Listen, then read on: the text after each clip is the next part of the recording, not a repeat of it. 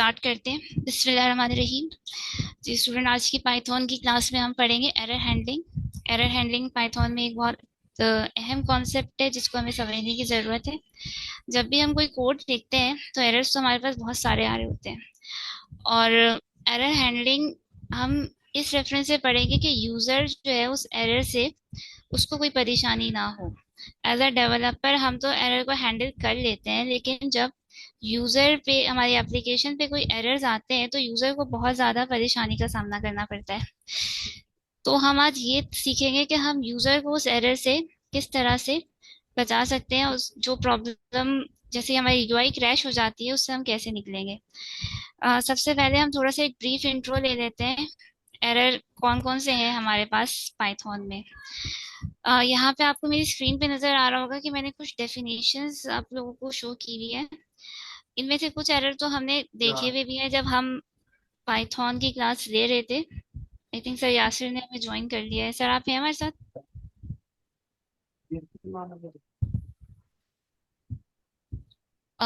तो सबसे पहले एरर हमारे पास है वैल्यू एरर। वैल्यू एरर क्या है कि अगर हम किसी फंक्शन के अंदर एज अ आर्गुमेंट कोई वैल्यू रिसीव कर रहे हैं और हम उसे कन्वर्ट करना चाह रहे हैं किसी और वैल्यू में। फॉर एग्जाम्पल मेरे पास एक फंक्शन बना हुआ है जिसमें मैं इनपुट ले रही हूँ स्ट्रिंग। अब आपको पता है कि स्ट्रिंग के अंदर हम अल्फाबेट भी पास कर सकते हैं और हम नंबर भी पास कर सकते हैं। स्ट्रिंग के अंदर ये दोनों चीजें हम एज अ इनपुट पास कर सकते हैं, और आउटपुट में हम चाह रहे हैं कि जो वैल्यू हमने पास की है वो हमें नंबर में कन्वर्ट करके मिल जाए। तो वैल्यू एरर कब हमारे पास रेज होगा कि हम इनपुट फंक्शन के अंदर स्ट्रिंग इनपुट दे रहे हैं, क्योंकि स्ट्रिंग इनपुट को तो यानी कि अल्फाबेट इनपुट दे रहे हैं, अल्फाबेट इनपुट्स को हम नंबर में तो कन्वर्ट कर ही नहीं सकते ना। तो इस सूरत में हमारे पास एक वैल्यू एरर आ जाएगा। लेकिन अगर इन केस हम नंबर जो एज अ स्ट्रिंग भी कंसिडर किया जाता है, क्योंकि स्ट्रिंग के अंदर हमें अलाउ होता है नंबर भी हम यूज कर सकते हैं। उस स्ट्रिंग को एज अ स्ट्रिंग हम वैल्यू पास कर रहे हैं, लेकिन उसे हम कन्वर्ट कर रहे हैं किसमें, इंटीजर में। तो उस केस में तो हमारे पास कोई एरर नहीं आएगा, लेकिन हम अगर किसी अल्फाबेट को किसी नंबर में कन्वर्ट करने की कोशिश करेंगे तो हमारे पास एक वैल्यू एरर आ जाएगा। फिर हमारे पास है टाइप एरर। टाइप एरर क्या हो सकती है, जैसे कि हम दो अलग डेटा टाइप्स को ऐड करने की कोशिश कर रहे हैं। जैसे मैं स्ट्रिंग के अंदर इंटीजर वैल्यू ऐड करना चाह रही हूँ, तो ये मेरे पास टाइप एरर हो जाएगा। पाइथन हमें अलाउ नहीं करता कि हम इस तरह का कोई काम कर सके। जीरो डिवीजन एरर भी एक काफी सिंपल सा एरर है। जब हम डिवाइड करते हैं दो नंबर्स को, तो हमारे पास जो डिनोमिनेटर है ना वो कभी भी जीरो नहीं हो सकता। जीरो डिवीजन एरर हमारे पास सिंपल डिवीजन में भी अक्कर हो सकता है, और जब हम मॉड्यूलस ऑपरेटर यूज करते हैं तो उसमें भी हो सकता है। और ये एरर हमारे पास तभी शो होगा जब हम डिवाइड करेंगे किसी भी नंबर को जीरो से। इसके बाद index error. Index error actually होता क्या है, हमने पढ़ी थी लिस्ट और टपल, जिनके अंदर हम इंडेक्सिंग के जरिए किसी एलिमेंट को एक्सेस कर रहे थे। तो इसके करिए कि हमारे पास लिस्ट में दो एलिमेंट है और हम चाह रहे हैं कि थर्ड एलिमेंट को हम एक्सेस करें, तो हमारे पास एक इंडेक्स एरर शो होगा। Key error, raise when trying to access dictionary. अच्छा, की एरर हमारे पास तब होता है जब हम डिक्शनरी में की वैल्यू पेयर्स जब बनाते थे, अगर हमने डिक्शनरी में कोई की डाली भी नहीं है तो उसको हम किस तरह से एक्सेस करेंगे। तो इस तरह से हमें एक एरर शो होगा कंसोल पे कि जो आप ये एक्सेस करने की कोशिश कर रहे हैं ये बिल्कुल गलत है, आप इस तरह नहीं कर सकते। फिर एट्रीब्यूट एरर, जब आज हम ऑब्जेक्ट ओरिएंटेड प्रोग्रामिंग पाइथन में स्टार्ट करेंगे तो हमारे पास ये हम पढ़ेंगे कि जब हम क्लास के अंदर मेथड और एट्रीब्यूट्स डिफाइन करते हैं, अगर हमने कोई एट्रीब्यूट डिफाइन ही नहीं किया और उसको हम एक्सेस करने की कोशिश कर रहे हैं, तो फिर हमारे पास एक एरर रेज होगा जिसको हम एट्रीब्यूट एरर कहेंगे। लास्ट क्लास में हमने फाइल हैंडलिंग पढ़ी थी। फाइल हैंडलिंग में हमने देखा था कि हमारे पास जो फाइल है वो अगर पहले से एग्जिस्ट कर रही होगी तभी वो ओपन हो सकती है। अगर हम रीड मोड में फाइल को खोलना चाह रहे हैं, तो अगर वो फाइल मौजूद नहीं होगी तो हमें फाइल नॉट फाउंड का एरर मिल जाएगा। उसके बाद नेम एरर। नेम एरर तब हमें मिलता है जब हम कोई ग्लोबल या लोकल वेरिएबल जो हमने डिफाइन नहीं किया हुआ उसको प्रिंट करने की कोशिश करते हैं या उसको यूज करने की कोशिश करते हैं। और रन टाइम एरर, इनके अलावा ये जो अभी हमने इतने एरर्स पढ़े, कोई और एरर अकर हो जाता है during simulation of the program, जब हम उस प्रोग्राम को रन कर रहे हैं तो वो रन टाइम एरर कंसिडर किया जाएगा। अब हम इसको थोड़ा सा प्रैक्टिकली देख लेते हैं कि किस किस तरह के एरर्स हमारे पास आ सकते हैं। अ, मेरी आवाज तो आ रही है ना आप लोगों को? जी मैम, क्लियर है आवाज। सही, थैंक यू। यहाँ पे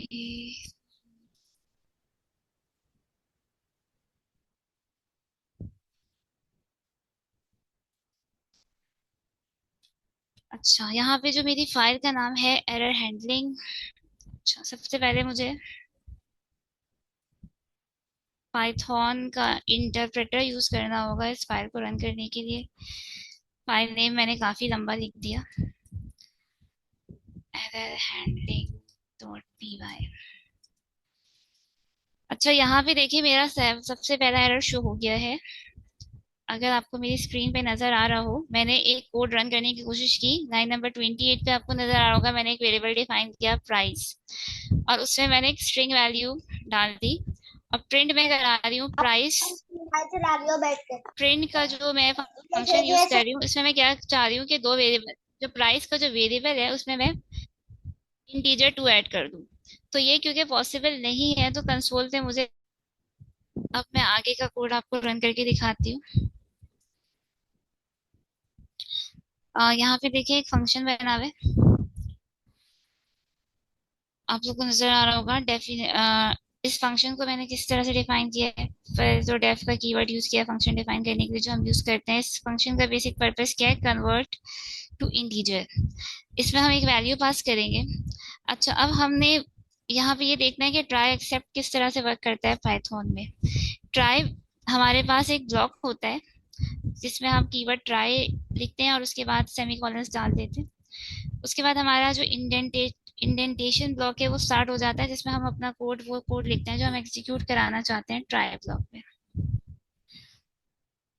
यहाँ पे हम जो वैल्यू है ना उसको क्या करना चाह रहे हैं, इंटीजर में कन्वर्ट करना चाह रहे हैं। पहले इस फंक्शन को एक दफा अच्छे से समझ लीजिए। यहाँ पे मेरे पास सिंपली एक वैल्यू पास हो रही है इस फंक्शन के अंदर, और इनिट का जो कीवर्ड है वो क्या करता है, वो जो भी इंटीजर में नंबर आप पास करेंगे उसको, जो भी स्ट्रिंग में आप नंबर पास करेंगे उसको इंटीजर में कन्वर्ट कर देगा।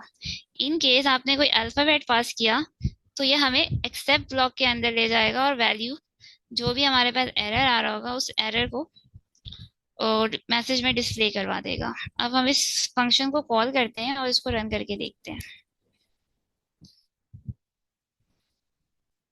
इसमें मैं वैल्यू पास कर रही हूँ, लेट्स से मैं स्ट्रिंग के फॉर्म में वैल्यू पास कर रही हूँ। और इस फंक्शन का बेसिक पर्पस क्या होगा कि ये मुझे इस स्ट्रिंग की वैल्यू को नंबर में कन्वर्ट करके देगा। यहाँ पे मेरे पास आउटपुट शो नहीं हो रहा, रिटर्न इंट वैल्यू। एक सेकेंड। प्रिंट तो कराया नहीं मेरे ख्याल से। यहाँ पे रिटर्न तो मैंने किया है। पर अच्छा मैम चलिए प्रिंट मैं तो नहीं प्रिंट करा करवाया। देती हूँ। जी जी जी, थैंक यू। प्रिंट का फंक्शन मुझे यूज करना ही पड़ेगा। अब देखिए मुझे यहाँ पे वैल्यू तो मिल गई। अब मेरा ये जो कोड है बगैर किसी एरर के रन हो गया। अब अगर मैं इसमें वैल्यू पास कर दूं कोई स्ट्रिंग, अब ये स्ट्रिंग की वैल्यू को इंटीजर वैल्यू में कन्वर्ट नहीं कर सकता, तो ये मुझे एक एरर का कोड देगा। लेकिन इससे मेरे पास कोई एप्लीकेशन में क्रैश नहीं शो हो रहा, मेरा एप्लीकेशन स्मूथली रन कर रहा है। अगर मैं इस कोड के बाद यहाँ पे देखें कोई मैसेज आया है, जो मेरे एक्सेप्ट ब्लॉक के रन होने की वजह से आउटपुट पे एक मैसेज शो हो रहा है, value error, G can not be converted into integer. जो वैल्यू मैंने पास की है उसको मैं इंटीजर में कन्वर्ट नहीं कर सकती। अब अगर नॉर्मली मैं ट्राई एक्सेप्ट नहीं कर रही होती ना यूज, तो मेरे पास एक ट्रेस बैक एरर आ जाता, जिससे मेरी एप्लीकेशन क्या हो जाती, क्रैश कर जाती। और जो हमारा एंड यूजर है जो उस एप्लीकेशन को यूज कर रहा है, उसके लिए एक यूजर एक्सपीरियंस बैड एक्सपीरियंस हो जाता।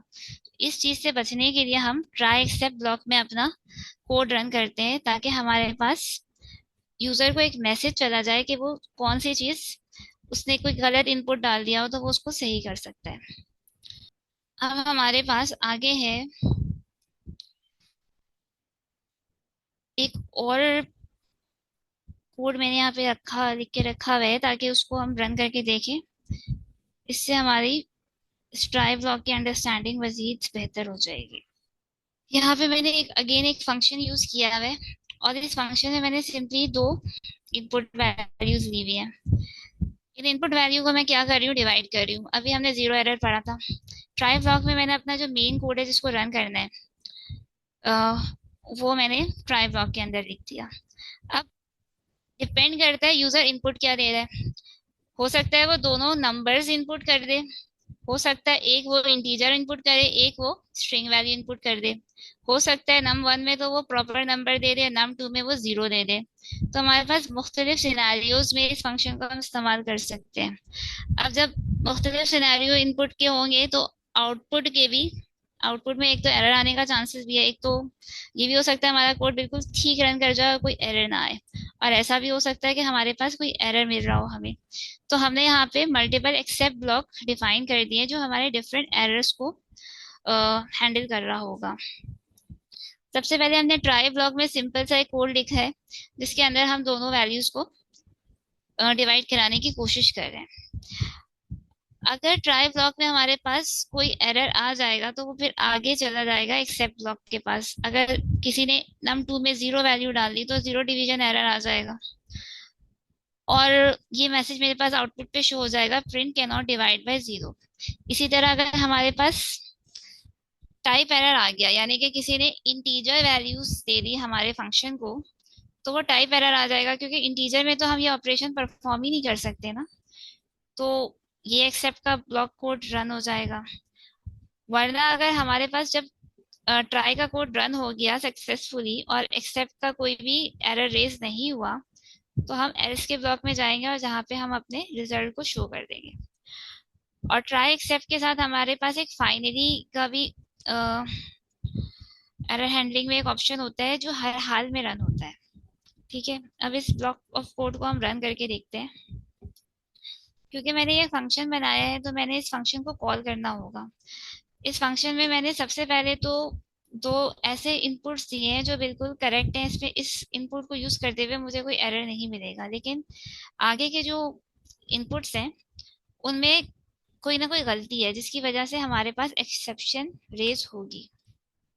अब देखिए, यूजर को इस तरह से जब मैसेज आएगा तो आपकी एप्लीकेशन क्रैश नहीं होगी।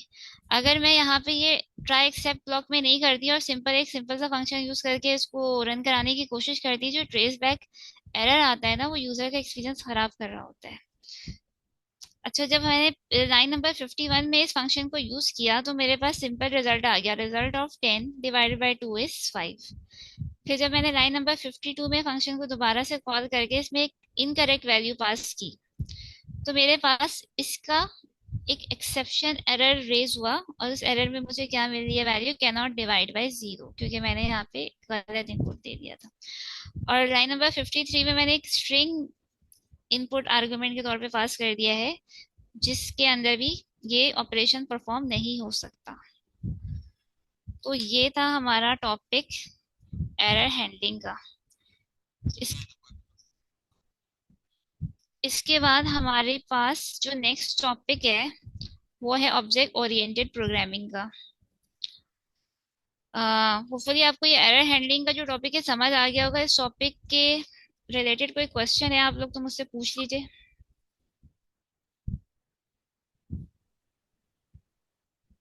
अगर कोई क्वेश्चन किसी का रिलेटेड टू एक्सेप्शन हैंडलिंग तो पूछ लें, नहीं तो फिर हम नेटवर्क्स को स्टार्ट करते हैं, कंप्यूटर नेटवर्क्स को।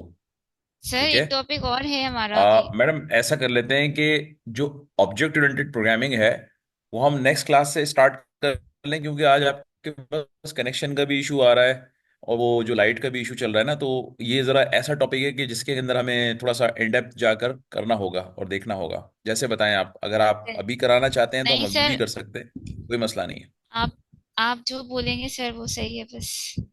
तो अब हम स्टार्ट करते हैं कंप्यूटर नेटवर्क्स को। ठीक है, कंप्यूटर नेटवर्क्स भाई, कंप्यूटर्स फंडामेंटल का इंतहाई इंपॉर्टेंट कॉन्सेप्ट है। अभी मैं फिर कह रहा हूँ कि मैडम, अगर अगर कोई स्टूडेंट्स ऐसे हैं कि जिनको नहीं पता, तो उनको आप इन्फॉर्म कर दें कि कंप्यूटर नेटवर्क्स का टॉपिक आज से स्टार्ट हो रहा है, क्योंकि ये ही वो टॉपिक है जो कि आगे आपके कॉन्सेप्ट्स को बिल्ड करेगा, सॉफ्टवेयर आर्किटेक्चर के अंदर भी, और क्लाउड कंप्यूटिंग की नेटवर्किंग के अंदर भी, और वहां पर भी आपको ये सपोर्ट करेगा। और प्लस ये है कि इन जर्नल, जहां पर भी आपको कंप्यूटर नेटवर्क्स के कॉन्सेप्ट्स को समझकर आगे चलना होगा, या उसकी आपको इन डेप्थ नॉलेज होनी चाहिए होगी, तो उस उन तमाम चीजों में ये चीजें आपको हेल्प करेंगी। ठीक है, जी। स्पेशली साइबर सिक्योरिटी के अंदर, स्पेशली साइबर सिक्योरिटी के अंदर अगर ये बेस आपकी नहीं होगी, तो आप लोग प्रॉब्लम्स में आ जाएंगे बहुत ज्यादा। ठीक है, और इवन ये कि जब आप अपने सॉफ्टवेयर्स को साइबर सिक्योर बनाएंगे, उसके अंदर साइबर सिक्योरिटी के कंट्रोल्स को इंप्लीमेंट करेंगे। अगर आप टाइप स्क्रिप्ट के प्रोग्रामर हैं, अगर आप लेट्स से कि मैं ये कहना चाह रहा हूँ नेक्स्ट जेएस के प्रोग्रामर हैं, आप कोई वेब डेवलपर हैं, आप कोई मोबाइल एप्लीकेशन डेवलपर हैं, आपको ये नॉलेज पता होनी चाहिए। ये आपको पता होना चाहिए कि what is computer network and how to protect yourself from outsiders और थ्रेट्स, और from attackers, from hackers, how you can protect your internal softwares, how you can protect your internal infrastructure, servers, ठीक है, computers, और जो भी आपकी computing devices हैं। तो बट अगर आपके पास ये नॉलेज होगी तो आप प्रोटेक्ट करेंगे ना। पहली तो चीज क्या होती है, देखें, सिक्योरिटी में सबसे पहला प्रिंसिपल पता है क्या बताया जाता है? सिक्योरिटी में सबसे पहला प्रिंसिपल बताया जाता है अवेयरनेस। अगर आपके पास अवेयरनेस नहीं है, आप अपने आप को सिक्योर नहीं कर सकते। आपके पास सबसे पहली चीज अवेयरनेस होनी है सिक्योरिटी में। इसीलिए सबसे ज्यादा जब भी सिक्योरिटी, जिसे कहते हैं ना, कोई भी ऑर्गेनाइजेशन ये दावा करती है कि मैं 100% सिक्योर हो गई हूं, इसका मतलब ये है कि उसने अपने एम्प्लॉयज को या अपने वर्कर्स को ये सारी नॉलेज दे दी है, और इसके ऊपर सिक्योरिटी पे ट्रेनिंग करा दी है। उनके तमाम एम्प्लॉयज को, उनके तमाम वर्कर्स को अच्छी तरीके से सिक्योरिटी का पता है, कंप्यूटर नेटवर्क्स का पता है, तभी वो अपने आप को प्रोटेक्शन और सिक्योर कह रही हैं। ठीक है, अदरवाइज वो सिक्योर नहीं है। अच्छा, अब हम शुरू करते हैं। तो कंप्यूटर साइंस फंडामेंटल्स में जब हम लेट से अभी आगे जाके आप लोग जब यूनिवर्सिटीज में जाएंगे और आगे जाके पढ़ेंगे, बीएस करेंगे, मास्टर्स करेंगे, पीएचडी करेंगे, तो जब भी आप कंप्यूटर साइंस के फंडामेंटल्स पढ़ेंगे, तो उसमें आपको कंप्यूटर नेटवर्क्स लाजमी पढ़ाया जाएगा। चार चार तीन चार चार चीजें होती हैं जो कि जिनको कंबाइन करते हैं तो हमारे पास क्या हो जाता है, कंप्यूटर साइंस के फंडामेंटल्स कंप्लीट हो जाते हैं। नंबर वन होता है कंप्यूटर आर्किटेक्चर। कंप्यूटर के इंटरनल्स आर्किटेक्चर के हवाले से वो आपने पढ़ ली हैं, रैम, सीपीयू, हार्ड डिस्क, इनका इंटरनल फंक्शन क्या होता है, कैसे आपस में इंटीग्रेटेड होता है, ये आपने पढ़ लिया, समझ लिया। फिर होता है आपके पास कि आप कंप्यूटर प्रोग्रामिंग, ठीक है, ये आपको पता हो, ऑपरेटिंग सिस्टम का आपको पता हो, ठीक है, एंड आपके पास कंप्यूटर नेटवर्क्स का पता हो और डेटाबेसेस का पता हो। ठीक है, ये चार पांच चीजें मिला के ये कहलाते हैं सीएस के फंडामेंटल्स, कंप्यूटर साइंस के फंडामेंटल्स कहलाते हैं। ठीक है, तो हम अल्हम्दुलिल्लाह जो है प्रोग्रामिंग हमारी मिस सबा करा रही हैं, ठीक है, वो हमारी चल रही है साथ में पाइथन की। हम सीएस के फंडामेंटल्स में कंप्यूटर आर्किटेक्चर को डिस्कस कर चुके हैं, ऑपरेटिंग सिस्टम भी ऑलमोस्ट हम खत्म कर चुके हैं, ऑलमोस्ट खत्म कर चुके हैं, और हमने लिनक्स ऑपरेटिंग सिस्टम को सिलेक्ट किया है, और उसमें हम शेल स्क्रिप्टिंग तक पहुंच गए हैं, और तकरीबन शेल स्क्रिप्टिंग भी हमने खत्म कर ली है। एक आध कोई टॉपिक होगा तो वो मैंने ये कहा था कि आपको मैं ट्यूटोरियल सेंड कर दूंगा, जिसको देखकर आप खुद कर सकते हैं। अब इतना आप वेलवर्स हो चुके हैं, ये चीजें कर लेंगे। राइट नाउ बहुत इंपॉर्टेंट टॉपिक जिसके ऊपर बात करनी है वो कंप्यूटर नेटवर्क्स है। उसके बाद फिर हम डेटाबेस प्रोग्रामिंग पे जाएंगे, या डेटाबेसेस के ऊपर जाएंगे, आरडीबीएमएस पे। अब हम कंप्यूटर नेटवर्क पे आते हैं। तो कंप्यूटर नेटवर्क के पे अगर हम आए, तो हम ये कहते हैं कि जी, हमें कंप्यूटर्स को क्यों कनेक्ट करना है, या हम क्यों कंप्यूटर नेटवर्क की बात कर रहे हैं। कंप्यूटर नेटवर्क क्या है कि दो कंप्यूटिंग डिवाइसेस का, दो नेटवर्किंग डिवाइसेस का, या कंप्यूटेशनल डिवाइसेस का आपस में इंफॉर्मेशन रिसोर्सेज को एक्सचेंज करना, आपस में डेटा को एक्सचेंज करना, इसको कहा जाता है कि ये कंप्यूटर नेटवर्क है।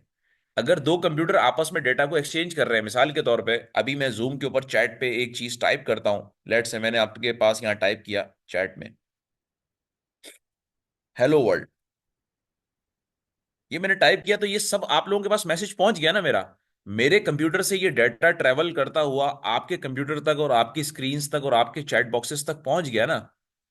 तो ये क्यों क्यों पॉसिबल हुआ, क्यों कर पॉसिबल हुआ कि जब हमने कंप्यूटर नेटवर्क्स को इन्वॉल्व किया, कंप्यूटर नेटवर्क्स के प्रिंसिपल्स को हमने ओबे करते हुए अपनी चीजों को कॉन्फ़िगर किया हुआ है। यानी कि मेरा लैपटॉप इस वक्त वाईफाई के साथ कनेक्टेड है, वाईफाई ने क्या किया, मेरे इस मैसेज को रीड किया और उसने अपने जो राउटिंग डिवाइसेस है, अपनी जो नेटवर्किंग डिवाइसेस है, उनसे इस सिग्नल को निकाला और आपके कंप्यूटर्स में और आपकी नेटवर्किंग डिवाइसेस से होता हुआ ये आप तक पहुंच गया। ठीक है। इसका मतलब है बड़ा वेल स्टेब्लिश कंप्यूटर नेटवर्क मौजूद है हमारे और आपके कंप्यूटर्स के दरमियान, तभी ये सारी चीजें कम्युनिकेशन पॉसिबल है। कम्युनिकेशन वरना पॉसिबल हो ही नहीं सकती थी। ठीक है। तो अगर ये कंप्यूटर नेटवर्क नहीं होता तो क्या हम आपस में ये इंफॉर्मेशन, ये अपना डाटा, ये सारी चीजें एक्सचेंज कर पाते? बहुत मुश्किल हो जाता, बहुत मुश्किल हो जाता हमारे लिए। तो कंप्यूटर नेटवर्क ने ये आसानी पैदा की कि हमारे हमारे जिसे कहते हैं ना कि हमें एक ग्लोबल विलेज में कन्वर्ट कर दिया। इंटरनेट ने ये आसानी पैदा की। Internet is also computer networks. ये नेटवर्क्स है, कंप्यूटर्स का नेटवर्क्स है। ठीक है, इंटरनेट भी। तो अभी हम आगे चल के देखते हैं कि हम बताएंगे कि इंटरनेट किस टाइप का कंप्यूटर नेटवर्क है। एक क्या ये नॉर्मल नेटवर्क होता है जो हमारे होम नेटवर्क्स में काम आता है, यानी कि हम अगर घर के अंदर मौजूद होते हैं तो हम 3 लैपटॉप कनेक्ट कर लेते हैं आपस में, 4 लैपटॉप कनेक्ट कर लेते हैं, वो आपस में कैसे कनेक्ट होते हैं, और अगर हम इंटरनेट से कनेक्ट करना चाहें तो उसको हम कैसे कनेक्ट करेंगे। तो ये सारी चीजें अभी हम डिस्कस करते हैं। तो सबसे पहले हम स्टार्ट करते हैं कि जनाब एक छोटी सी पहले डेफिनेशन पढ़ते हैं कि भाई कंप्यूटर नेटवर्क की डेफिनेशन होती क्या है और कंप्यूटर नेटवर्क क्या होता है। अगर आप इंटरनेट पे सर्च करें तो वही कई डेफिनेशंस मिल जाएंगी। तो एक छोटी सी डेफिनेशन ये भी है जो कि मैंने इंटरनेट से ली है। आप गूगल पे सर्च करें, आपको कई डेफिनेशंस मिल जाएंगी। What is computer network? A computer network is a digital telecommunication network for sharing resources between nodes, which are computing devices that uses a common telecommunications technology. Data transmission between nodes is supported over data links, consist of physical cable media such as twisted pair or fiber optic cables, or by wireless methods such as Wi-Fi, microwave transmission, or free space optical telecommunication. अब देखें, एक चीज समझ में ये आई कि भाई computer network जो हैं वो कुछ इस तरह की चीज होंगी। कंप्यूटर नेटवर्क में हमारे पास जो टर्मिनोलॉजी सामने आ रही है कि भाई नोड्स हैं, नोड्स हैं, केबल्स की बात हो रही है, वाईफाई की बात हो रही है, और किस चीज की बात हो रही है, टेलीकम्युनिकेशन टेक्नोलॉजी की बात हो रही है, टेलीकम्युनिकेशन डिवाइसेस की बात हो रही है। इस तरह की ये 3-4 चीजें हैं जो इस डेफिनेशन से हमें मिल रही हैं। और क्या बात हो रही है, और एक और बात हो रही है इस डेफिनेशन में, डाटा ट्रांसमिशन की। वो भी मैं लिख देता हूं। ये कुछ इंपॉर्टेंट कीवर्ड्स हैं जो मुझे इस डेफिनेशन से मिल रहे हैं। नोड्स क्या है आपके पास? नोड्स आपके पास फिजिकल कंप्यूटर हैं, इनको आप ऐसे ही समझ लें, ये फिजिकल कंप्यूटर्स हैं। जैसे मेरा लैपटॉप है, आपका लैपटॉप है, ये फिजिकल कंप्यूटर्स हैं ना, ये हमारे पास नोड्स हो गए, फिजिकल कंप्यूटर्स। ये वो फिजिकल कंप्यूटर्स हैं जिनको आप अपने लैपटॉप से कनेक्टेड होंगे, अपने अपने पीसी से कनेक्टेड होंगे। ये आपके पास फिजिकल कंप्यूटर्स हो गए, नोड्स। ठीक है। केबल्स क्या हो गई भाई? अगर फर्ज करें, केबल्स का मतलब होता है, अगर आपने अपने लैन केबल लगाई है, लैन केबल होती है ना जिस तरह कैटेगरी 5 की, जो आप अपने RJ45 के अपने लैन कार्ड के साथ अटैच करते हैं, वो लैन केबल जो है, ये केबल्स हो गई, लैन केबल्स हो गई। वाईफाई वही हो गया कि अगर फर्ज करें आप, आपके घर के ऊपर जो नेटवर्क है जो आपने अपने घर पे सेटअप किया हुआ है, उसके साथ कोई आपका जो जैसे होता है ना, जो केबल प्रोवाइडर्स होते हैं, टीवी केबल प्रोवाइडर्स हो गए, इंटरनेट केबल प्रोवाइडर्स हो गए, वो आपको एक केबल देते हैं ना घर पे, वो केबल आप अपने कंप्यूटर सिस्टम के साथ लगाते हैं, तो आपके कंप्यूटर सिस्टम में इंटरनेट ऑन हो जाता है या आप उनके नेटवर्क से कनेक्ट हो जाते हैं। तो ये बेसिकली उस केबल की बात हो रही है। अच्छा, अगर फर्ज करें आप केबल का आर्किटेक्चर यूज नहीं कर रहे, आपने बोला भाई मुझे जीरो केबल चाहिए, तो फिर आपके पास कहीं ना कहीं पे वाईफाई होगा। ठीक है। और उस वाईफाई के थ्रू आप अपने घर पे कनेक्ट कर रहे होंगे, यानी कि जो भी केबल होगा लैन का या आपके इंटरनेट प्रोवाइडर का, वो आपके वाईफाई के राउटर के ऊपर आगे टर्मिनेट हो रहा होगा। ठीक है। यानी कि वाईफाई डिवाइस जो भी आपकी होगी उसके अंदर वो केबल आगे अटैच हो रहा होगा, और आपके पूरे हाउस में कहीं पर आपको केबल नजर नहीं आएगी, बल्कि आप वाईफाई के थ्रू कनेक्ट कर रहे होंगे कंप्यूटर नेटवर्क्स के साथ। ठीक है। ये कहलाता है वाईफाई का मतलब होता है वायरलेस होगा, ये वायरलेस सेटअप होगा, इसमें कहीं पे भी वायर यूज नहीं होगी। इसको वायरलेस कहा ही इसीलिए जा रहा है कि इसमें कोई वायर यूज नहीं हो रही। अच्छा, फिर क्या होगा जी? Telecommunication devices, definitely telecommunication devices हैं।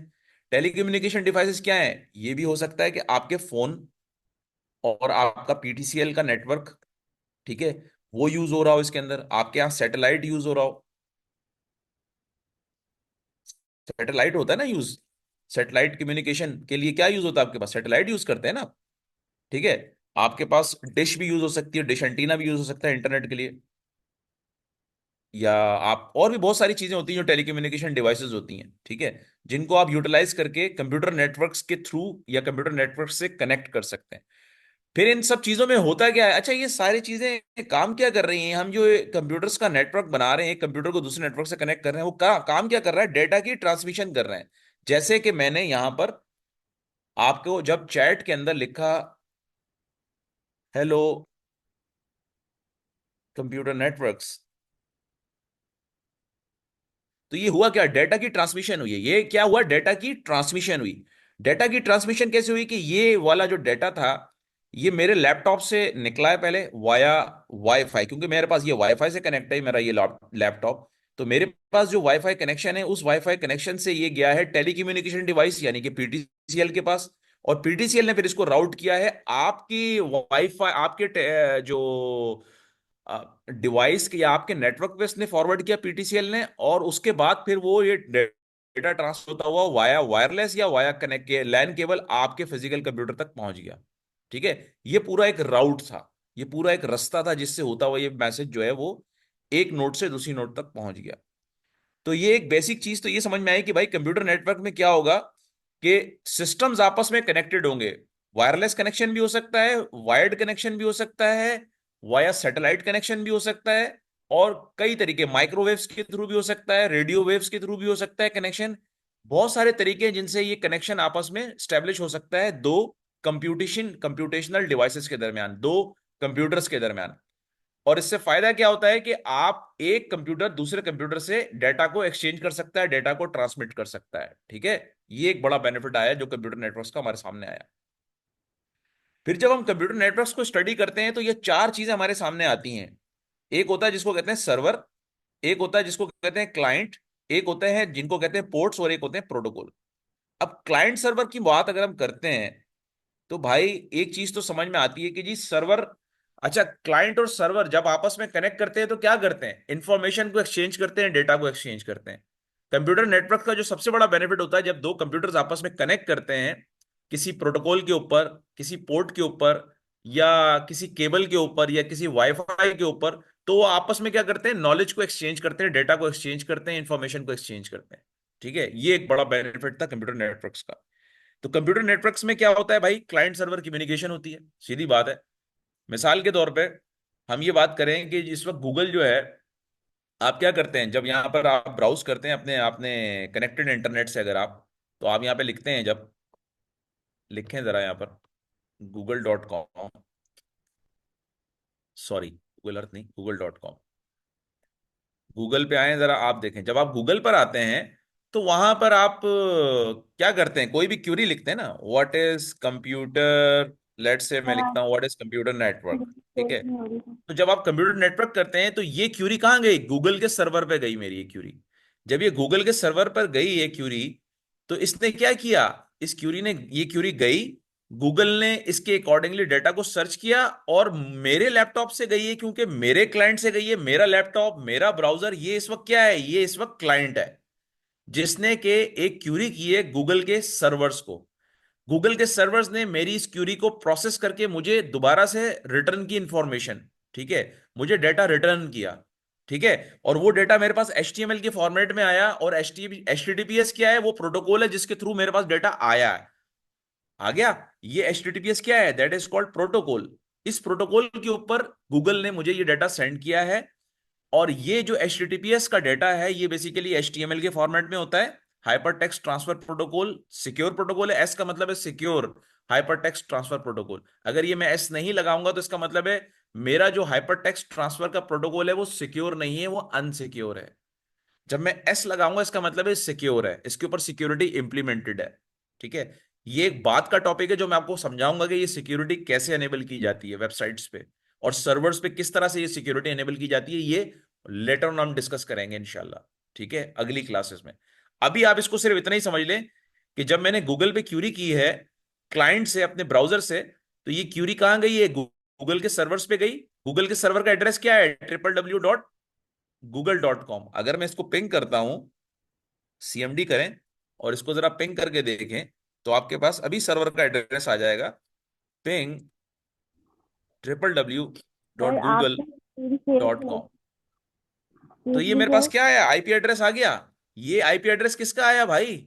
ये आईपी एड्रेस गूगल के सर्वर का आया मेरे पास। गूगल का सर्वर क्या कर रहा है?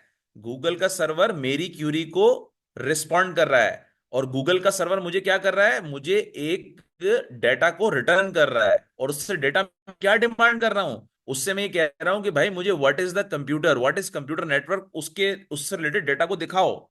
तो गूगल के सर्वर ने मेरी इस रिक्वेस्ट को एक्सेप्ट किया। एक्सेप्ट करने के बाद उसने मुझे इसके अकॉर्डिंगली जो भी रिस्पॉन्स या जो भी फंक्शनैलिटी पीछे बैकएंड सर्वर के ऊपर उसके सोर्स कोड के अंदर जो भी लिखी हुई थी, उसके अकॉर्डिंगली उसने मुझे एक रिस्पॉन्स रिटर्न किया। तो अगर मेरे ब्राउजर का, मेरे सिस्टम का गूगल के सर्वर के साथ ये लिंक नहीं बनता, तो क्या ये इंफॉर्मेशन मेरे पास आती? क्या ये डेटा मेरे पास आता? नहीं आ सकता था ना। मैं क्या करता, क्या मैं यहां से यूएसबी लेके जाता वहां पे गूगल के सर्वर पे, उनको बोलता भाई मेरे पास क्योंकि आपका नेटवर्क नहीं है, तो मैं यूएस से आ रहा हूँ, what is the computer network की क्यूरी को प्रोसेस करने के लिए मुझे यूएसबी में सारा डेटा निकाल के दे दो, और फिर मैं लाके यहाँ पर लैपटॉप में लगाऊंगा और फिर मैं देखूंगा कि डेटा कैसा है। कितनी मुश्किल हो जाती है लाइफ। तो ये चीज किसने आसान की? ये कंप्यूटर नेटवर्क्स ने आसान की चीज। कंप्यूटर नेटवर्क्स ने कंप्यूटर्स को आपस में कनेक्ट कर दिया। कभी एक कंप्यूटर का रोल सर्वर का बन जाता है, कभी एक कंप्यूटर का रोल क्लाइंट का बन जाता है।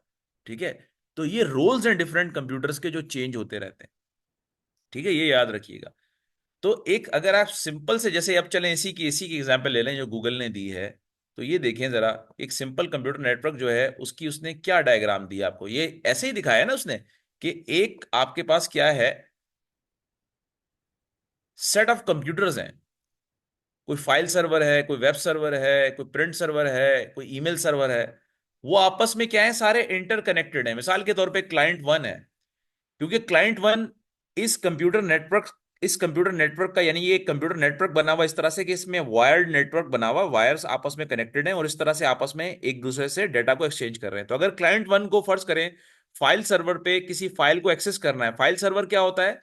फाइल सर्वर की डेफिनेशन ये होती है कि अगर आपने कोई फाइल्स अपनी शेयर करनी है, जैसे कि फॉर एग्जांपल आपने ड्रॉप बॉक्स देखा होगा, आपने गूगल की जीमेल ड्राइव देखी होगी, गूगल ड्राइव देखी है ना, उस पर काम किया है ना। उस पर क्या करते हैं आप? उस पर आप फाइल्स को शेयर करते हैं अपनी। आप ड्रॉप बॉक्स में क्या करते हैं? ड्रॉप बॉक्स में फाइल्स को शेयर करते हैं। तो ड्रॉप बॉक्स हो गया, गूगल ड्राइव हो गया, वन ड्राइव हो गया, ये सब क्या है? ये सब फाइल सर्वर्स हैं जो कि फाइल्स को सर्व करते हैं। आप जब जब कभी आपको कोई फाइल चाहिए होती है तो आप उसको वहां पे शेयर करा देते हैं। उसके बाद उस शेयर्ड फाइल का एड्रेस जो है आपने तमाम क्लाइंट्स को दे देते हैं। क्लाइंट वन को भी दे दिया, क्लाइंट टू को भी दे दिया, क्लाइंट थ्री को भी दे दिया, क्लाइंट फोर को भी दे दिया, और जितने भी एन नंबर ऑफ क्लाइंट्स हैं उन सबको आपने वो शेयर्ड एड्रेस दे दिया। मिसाल के तौर पे मेरी कोई वीडियो अगर रिकॉर्ड की है लेक्चर की, और मैं वो अपने तमाम जो स्टूडेंट्स उनसे शेयर करना चाहता हूं, तो मैं क्या करता हूं? अपने व्हाट्सएप ग्रुप पे जाता हूं और उसका लिंक शेयर करा देता हूं। और उस लिंक के ऊपर जैसे ही मेरे सारे जो स्टूडेंट्स हैं वो एज अ क्लाइंट क्लिक करते हैं, तो उनको वो वीडियो मिल जाती है, वो डेटा मिल जाता है, क्योंकि वो उस नेटवर्क का पार्ट बन जाते हैं। और फाइल सर्वर उस नेटवर्क से कनेक्टेड होता है ओवर द नेट, इंटरनेट। तो वो उनको डेटा इजीली एक्सेसिबल हो जाता है और वो मेरा लेक्चर देख सकते हैं। अच्छा, अगर फर्ज करें ये कंप्यूटर नेटवर्क्स नहीं होते, तो मैं क्या आप लोगों को इस तरह से कभी कोई ये वीडियो शेयर करा सकता था? कभी भी नहीं करा सकता था। आप सारे लोग क्या होते, सुबह मेरे घर के बाहर लाइन लगाकर खड़े होते, बोलते भाई सर ये यूएसबी है या फ्लॉपी डिस्क है या हार्ड डिस्क है, इसमें आप अपनी वीडियो ट्रांसफर कर दे, फिर इसको ले जाकर हम अपने अपने पीसी में लगाएंगे और फिर अटैच करके फिर हम इसको देखेंगे। ऐसा ही होता है ना। तो ये चीज किसने आसान की? ये कंप्यूटर नेटवर्क ने आसान की। अच्छा, शेयर नहीं हो रही, एक सेकंड एक सेकंड।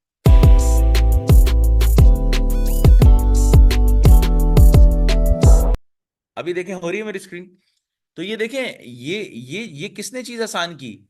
ये कंप्यूटर नेटवर्क ने आसान की। ठीक है, कि उसने क्या किया कि एक नेटवर्क बना के आपको दिया कंप्यूटर्स का, और वाया वायर्ड नेटवर्क भी बना सकते हैं और वाया वायरलेस भी बना सकते हैं, और जिसके थ्रू आप क्या कर सकते हैं? डेटा को एक्सचेंज कर सकते हैं।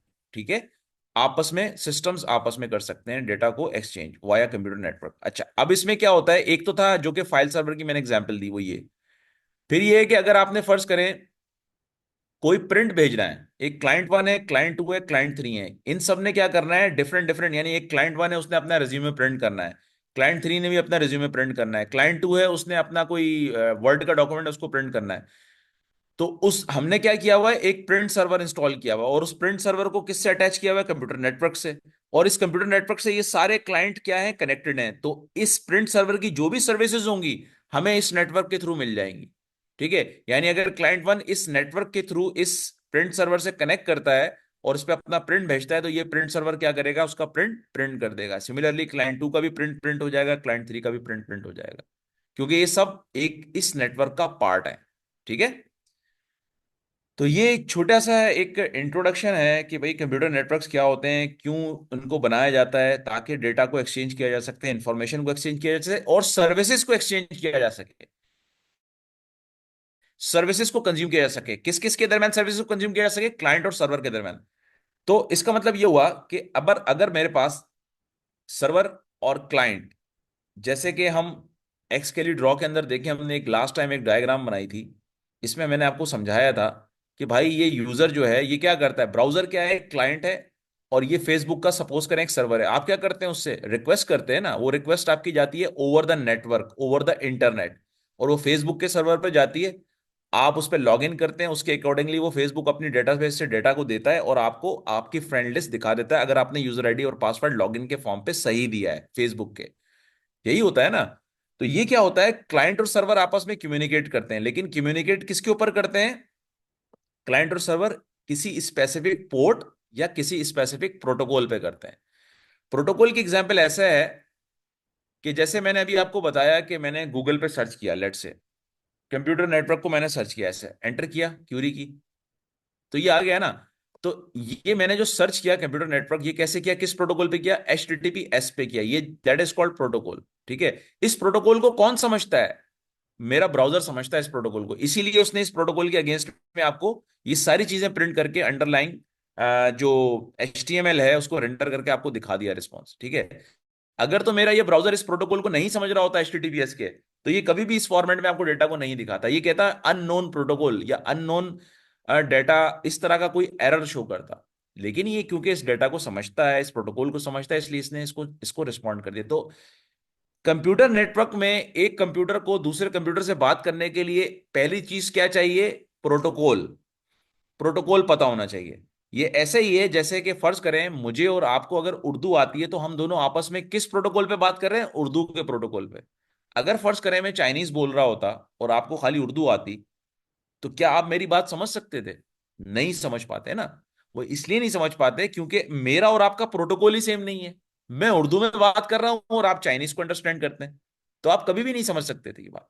ठीक है, तो अगर क्लाइंट और सर्वर को आपस में डेटा एक्सचेंज करना है, आपस में इंफॉर्मेशन एक्सचेंज करनी है, तो उनको एक कॉमन प्रोटोकॉल पे बात करनी होगी जो दोनों को समझ में आता हो, क्लाइंट को भी समझ में आता हो, सर्वर को भी समझ में आता हो। तो इसका मतलब ये हुआ कि जब मैं और आप आपस में बात कर रहे हैं, मैं फर्ज करें टीचर के रोल में हूं और आप जो है स्टूडेंट के रोल में हैं, और मैं एज अ टीचर आपको एक बात समझा रहा हूं और आप उसको समझने की कोशिश कर रहे हैं, तो आपको बात समझ में आ रही है तो आप समझ रहे हैं ना। और वो क्यों समझ में आ रही है, क्योंकि आप भी उर्दू जानते हैं, मैं भी उर्दू जानता हूं, तो दोनों का प्रोटोकॉल क्या हो गया, सेम हो गया। इसलिए फॉरन माइंड में क्या चीज हो गई, आप मैं जो आपको कह रहा हूं वो आप फॉरन माइंड के अंदर अपने रेंडर करते चले जा रहे हैं और आप उसको अंडरस्टैंड करते हुए चले जा रहे हैं। तो कंप्यूटर नेटवर्क में एक चीज क्या होती है, server, client, ports and protocol. तो प्रोटोकॉल तक हम पहुंच गए। अच्छा, अब हम पोर्ट्स की बात कर लेते हैं। देखिए प्रोटोकॉल क्या है, एक एक तरीके से दोनों के दरमियान एक सेट ऑफ प्रिंसिपल्स हैं, एग्रीड प्रिंसिपल है कि उसके ऊपर हमने बात करनी है। ठीक है, पोर्ट्स क्या है कि वो प्रोटोकॉल जो है वो किसी पोर्ट के ऊपर रन होगा। आप और मैं जब आपस में इस जूम के ऊपर बात कर रहे हैं, तो मेरी वॉइस जो आप तक पहुंच रही है ना, ये जो उर्दू में जो वॉइस जो प्रोटोकॉल पूरा जा रहा है आप तक, ये किसी स्पेसिफिक पोर्ट पे जा रहा है, किसी स्पेसिफिक पोर्ट पे ऊपर जाकर कनेक्ट हो रहा है, और वहां पर ये आपको चीज जो है या मेरी वॉइस की रिकॉर्डिंग जो है आपके सिस्टम के अंदर वहां तक पहुंच रही है। ठीक है, या आप तक आ रही है, आपको आ रही है। तो इसका मतलब ये हुआ कि कंप्यूटर नेटवर्क्स की जब भी हम बात करेंगे, जब भी हम कंप्यूटर नेटवर्क्स की बात करेंगे, तो दो तीन चीजें हमारे सामने आएंगी। नंबर वन, हमारे पास एक तो कॉन्सेप्ट फौरन ये आएगा कि यार कुछ कंप्यूटर्स हैं जो आपस में वायरलेस के ऊपर या वाईफाई के ऊपर या फिर इंटरनेट के थ्रू या फिर वायर्ड कनेक्शन के थ्रू कनेक्टेड हैं और आपस में क्या कर रहे हैं, इंफॉर्मेशन को एक्सचेंज कर रहे हैं। उनमें कुछ कंप्यूटर ऐसे होंगे जो कि क्लाइंट होंगे, जो कोई सर्विस जो होगी किसी सर्वर की, उसको कंज्यूम कर रहे होंगे या उसको कॉल कर रहे होंगे। जस्ट लाइक गूगल सर्विस, मैं कॉल करता हूँ, लिखता हूँ गूगल के ऊपर व्हाट इज कंप्यूटर, तो वो सर्च करके मुझे ला के देता है। और फिर वो किसी कॉमन प्रोटोकॉल पे बात करेंगे, और वो कॉमन प्रोटोकॉल जो होगा वो किसी स्पेसिफिक पोर्ट पे रन होगा। जैसे कि अगर मैं HTTPS प्रोटोकॉल की बात करूं, तो HTTPS प्रोटोकॉल जो है उसकी जो पोर्ट होती है, उसकी पोर्ट होती है पोर्ट 443। 443 ये पोर्ट होती है किसकी? HTTPS की पोर्ट है। अगर मैं HTTP की बात करूं तो HTTP की पोर्ट होती है पोर्ट 80। अगर मैं FTP की बात करूं तो FTP प्रोटोकॉल की पोर्ट होती है पोर्ट 21। FTP का मतलब होता है फाइल ट्रांसफर प्रोटोकॉल, HTTP का मतलब होता है hyper text transfer protocol. 443 HTTPS का मतलब होता है hyper text transfer protocol on a secure layer. ठीक है। इसी तरीके से अगर मैं सिक्योर शेल की बात करूं, SSH प्रोटोकॉल की बात करूं, तो ये रन होता है 22 पे, पोर्ट नंबर 22 पे। तो इस तरह से डिफरेंट पोर्ट्स हैं। तो इसका मतलब ये हुआ कि जैसे हमारे पास, अच्छा ये सारी जो पोर्ट्स हैं ये लॉजिकल पोर्ट्स कहलाती हैं। एक चीज मैं यहां पे लिख देता हूं, ये जो प्रोटोकॉल्स की पोर्ट्स है ना, जैसे कि हमारे पास प्रोटोकॉल्स कौन से होते हैं मैं बताता हूं आपको। प्रोटोकॉल्स कौन से होते हैं? HTTP, HTTPS, FTP, SSH, ETC, बहुत सारे हैं। SSH भी है, ETC, बहुत सारे हैं। ये सारे क्या हैं? ये बात करते हैं कम्युनिकेट्स ओवर लॉजिकल पोर्ट्स। कुछ लॉजिकल पोर्ट्स होती हैं आपके सिस्टम में। लॉजिकल पोर्ट्स कितनी होती हैं आपके सिस्टम में भाईजान? लॉजिकल पोर्ट्स होती हैं 0 से लेके 65,535, 65,535 इतनी पोर्ट्स होती हैं आपके PC में या सिस्टम में, कंप्यूटर कंप्यूटर में। ठीक है।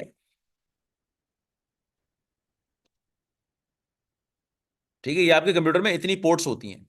कितनी होती हैं पोर्ट्स? ये लॉजिकल पोर्ट्स कहलाती हैं। 0 से लेके कितनी होती है? 65,535 तक ये पोर्ट्स होती हैं। इसमें से 1 से लेकर और 1024 तक जो पोर्ट्स होती हैं, 1 से लेके 1024 तक जो पोर्ट्स होती हैं, वो रिजर्व पोर्ट्स होती हैं।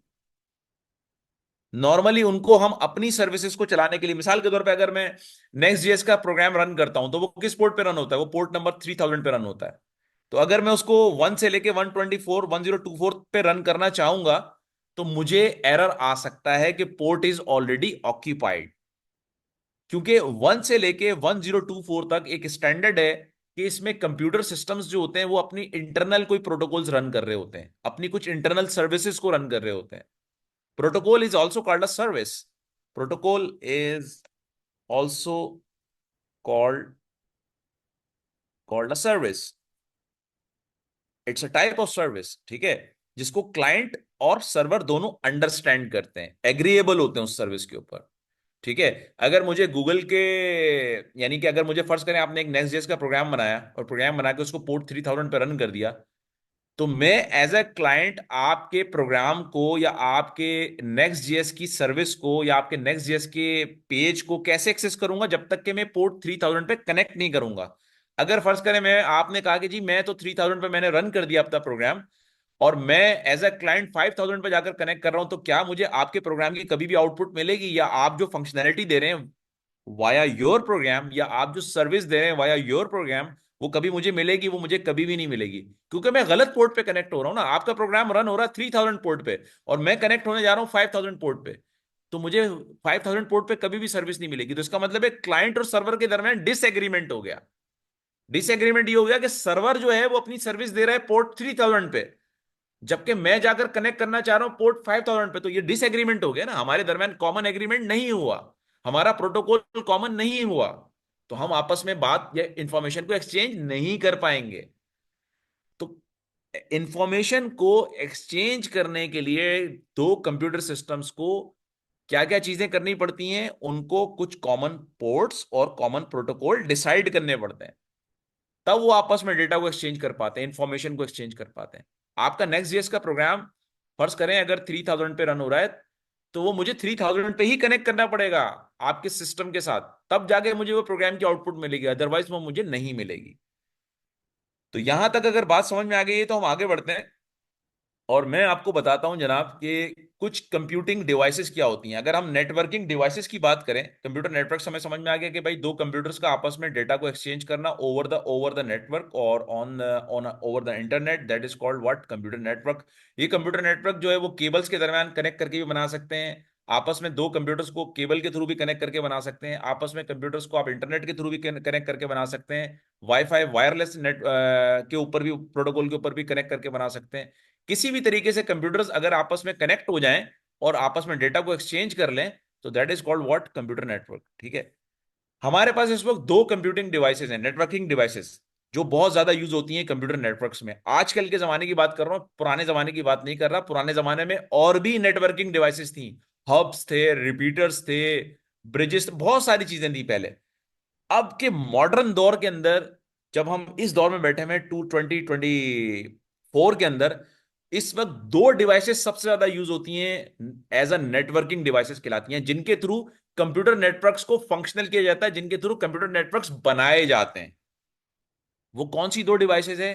पहली डिवाइस का नाम है पहली डिवाइस का नाम है स्विच, और सेकंड डिवाइस का नाम है router. What is the difference between switch and router? पहली डिवाइस का क्या नाम है? स्विच। और दूसरी डिवाइस का क्या नाम है, कंप्यूटर नेटवर्किंग डिवाइस का? राउटर। इसका मतलब है ये जो दोनों डिवाइसेस हैं, ये दोनों दोनों डिवाइसेस क्या करती हैं? Both these devices are use both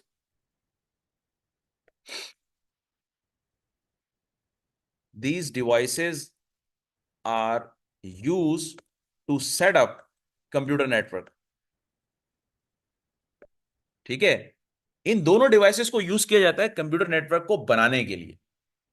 अब हमारे पास सवाल ये है कि हम कितने टाइप के कंप्यूटर नेटवर्क्स बना सकते हैं इन दो डिवाइसेस को यूज करके, स्विचेस को और राउटर्स को। इनकी डेफिनेशंस मैं बाद में बताऊंगा, पहले मैं आपको थोड़ा समझाना चाह रहा हूं कि ये बेसिकली हमारे पास दो टाइप के कंप्यूटर नेटवर्क्स बनते हैं इन डिवाइसेस के थ्रू। स्विचेस और राउटर्स को यूज करके हम टू टाइप्स के computer we can form two types of computer networks by utilizing these networking devices। इसका मतलब ये हुआ कि अगर आप मुझे ये बोलेंगे कि सर इसका मतलब ये हुआ, आप ये समझें, इसका मतलब ये हुआ कि सर अगर मुझे कभी भी कंप्यूटर्स नेटवर्क बनाने हैं, अगर मुझे कभी भी कंप्यूटर नेटवर्क्स बनाने हैं, तो मुझे ये दो डिवाइसेस की जरूरत पड़ेगी। या तो मुझे स्विचेस चाहिए या फिर मुझे राउटर्स चाहिए। मुझे स्विचेस कब चाहिए, मुझे राउटर्स कब चाहिए, ये अगला क्वेश्चन होगा आपका। लेकिन पहला क्वेश्चन आपका ये होगा कि सर जब भी मुझे कंप्यूटर नेटवर्क बनाने होंगे, फर्ज करें मैं आपको टास्क देता हूं, मैं यहाँ पे शाहबुद्दीन है, सब है, मैडम फरियाल है, शाहरून है, बहुत सारे लोग बैठे हैं, मैं इनको टास्क देता हूं कि भाई आप लोग कंप्यूटर नेटवर्क बनाओ। तो ये मुझसे पता है क्या सवाल करेंगे? सर क्या आपके पास नेटवर्किंग डिवाइसेस हैं जिन जो कि चाहिए होती हैं कंप्यूटर नेटवर्क्स को बनाने के लिए? जब आपके पास कंप्यूटर नेटवर्किंग डिवाइसेस ही नहीं है, तो हम कंप्यूटर नेटवर्क कैसे बनाएंगे? तो उसके लिए तो मुझे डिवाइसेस चाहिए होंगी, स्विचेस चाहिए होंगे, मुझे राउटर्स चाहिए होंगे, मुझे केबल्स चाहिए होंगी। ठीक है।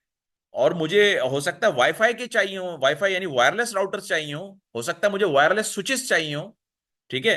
तो क्या मेरे पास नेटवर्किंग डिवाइसेस हैं, क्या मेरे पास नेटवर्किंग इक्विपमेंट्स मौजूद हैं?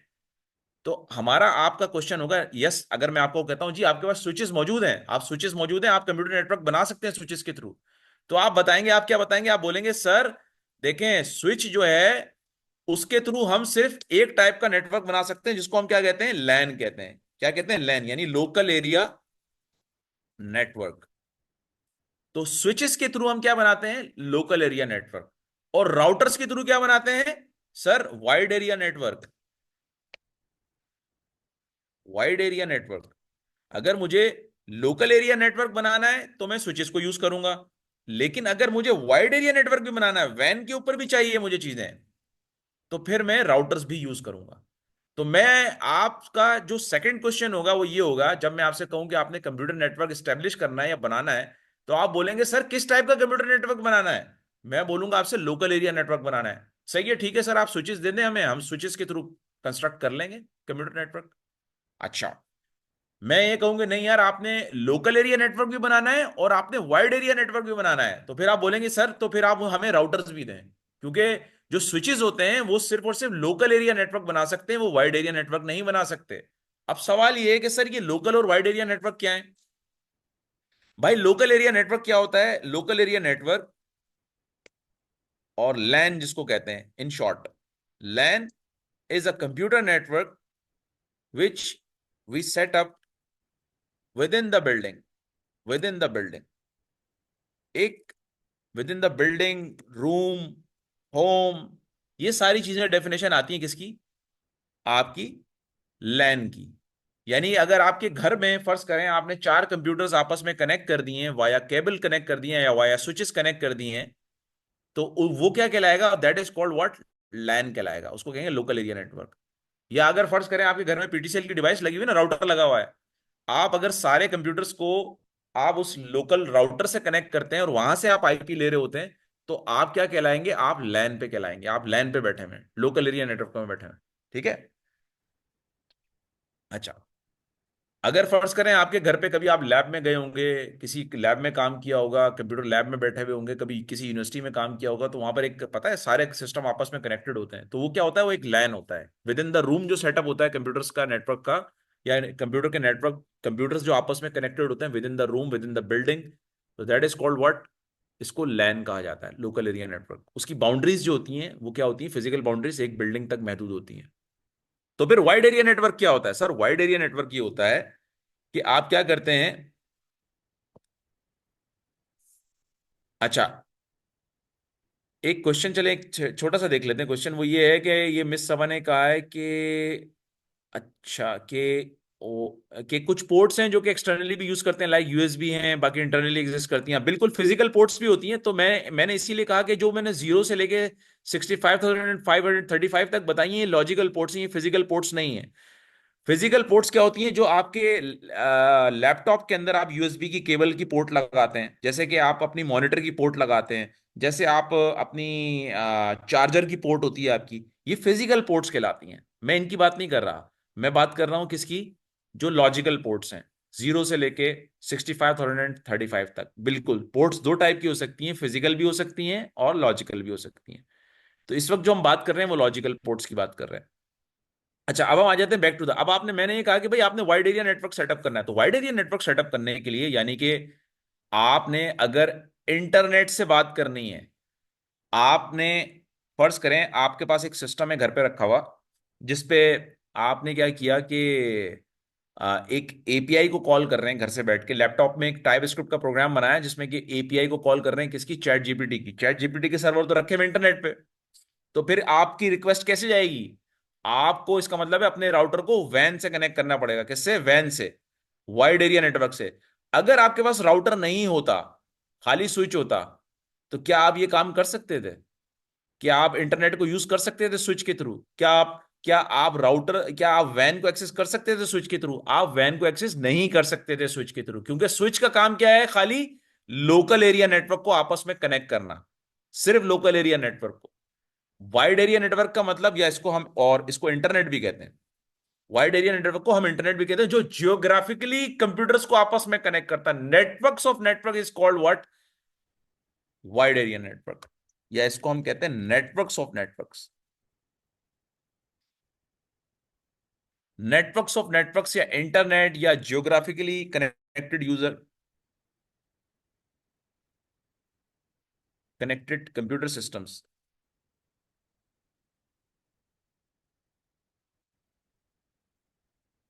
कॉल्ड वैन। इसको वैन कहा जाता है, wide area network. Wide area network, networks of networks, internet और या जियोग्राफिकली डिस्ट्रीब्यूटेड कंप्यूटर्स हों, जो कि एक कराची में कंप्यूटर पड़ा हुआ है, एक न्यूयॉर्क में पड़ा हुआ है, वो आपस में जब कैसे कनेक्ट होंगे, वो आपस में कैसे कम्युनिकेट करेंगे? वो भी एक नेटवर्क के थ्रू ही आपस में कम्युनिकेट करेंगे। उस नेटवर्क का क्या नाम है? उस नेटवर्क को हम इंटरनेट कहते हैं भाई। वो इंटरनेट के थ्रू आपस में एक दूसरे से कम्युनिकेट करेंगे, ठीक है, एक दूसरे के साथ डेटा एक्सचेंज करेंगे, एक दूसरे की सर्विसेज को कंज्यूम करेंगे, ठीक है। तो that is called what? Van. Van का मतलब क्या हुआ? जब भी वैन की इंक्लूजन होगी, वाइड एरिया नेटवर्क की इंक्लूजन होगी, हमेशा कौन सी नेटवर्किंग डिवाइस यूज होगी? राउटर यूज होंगे सर, राउटर यूज होंगे। राउटर के अलावा बात नहीं हो सकती। अगर मैंने वाइड एरिया नेटवर्क पे आपस में कंप्यूटर्स को कनेक्ट करवाना है तो मुझे राउटर्स चाहिए। अगर मैंने लोकल एरिया नेटवर्क में एक बिल्डिंग के अंदर नेटवर्क बनाना है, खाली एक रूम के अंदर नेटवर्क बनाना है, बहुत सारे कंप्यूटर्स को आपस में कनेक्ट करना है, एक होम के अंदर नेटवर्क बनाना है और आपस में कंप्यूटर को कनेक्ट करना है, तो फिर मुझे स्विचेस चाहिए। और उससे कौन सा नेटवर्क बना सकता हूं सर? लैन बना सकता हूं। बात समझ में आई है? तो ये टाइप्स थी नेटवर्क की, और ये नेटवर्किंग डिवाइस हैं स्विचेस एंड राउटर्स। अब हम थोड़ी सी डेफिनेशन पढ़ लेते हैं स्विच में और राउटर में। डिफाइन इसकी डेफिनेशन क्या होती है, इनमें फर्क क्या होता है, और ये काम कैसे करती हैं, अब मैं आपको बताता हूं। अच्छा, यहां तक कोई क्वेश्चन किसी का है तो भाई पूछ लें, क्योंकि आगे अब बहुत इंपॉर्टेंट चीज आने वाली है। अब ये वो चीज आने वाली है कि जो साइबर सिक्योरिटी और हर चीज के हवाले से चीजें खुलने वाली हैं आपके आगे। तो अभी अगर कोई क्वेश्चन है तो मेरे से पूछ लें, ठीक है? क्योंकि अगले कॉन्सेप्ट बहुत इंपॉर्टेंट है। कोई क्वेश्चन कोई हो, कोई ऐसी चीज हो जो आप समझते हो कि हाँ क्लियर नहीं है, मैं बताना चाहूं तो मैं बता सकता हूं आपको। क्लियर है? वेरी गुड, वेरी गुड, जबरदस्त। अगर आपको ये सब चीजें क्लियर हैं तो फिर हम आगे बढ़ते हैं। अब हम बात करते हैं स्विच क्या होता है। अब आ रहे बात किसके ऊपर? लोकल एरिया नेटवर्क पे। ठीक है, a network switch connects devices with in a network often called local area network. ठीक है, उसको हम लोकल एरिया नेटवर्क कहते हैं।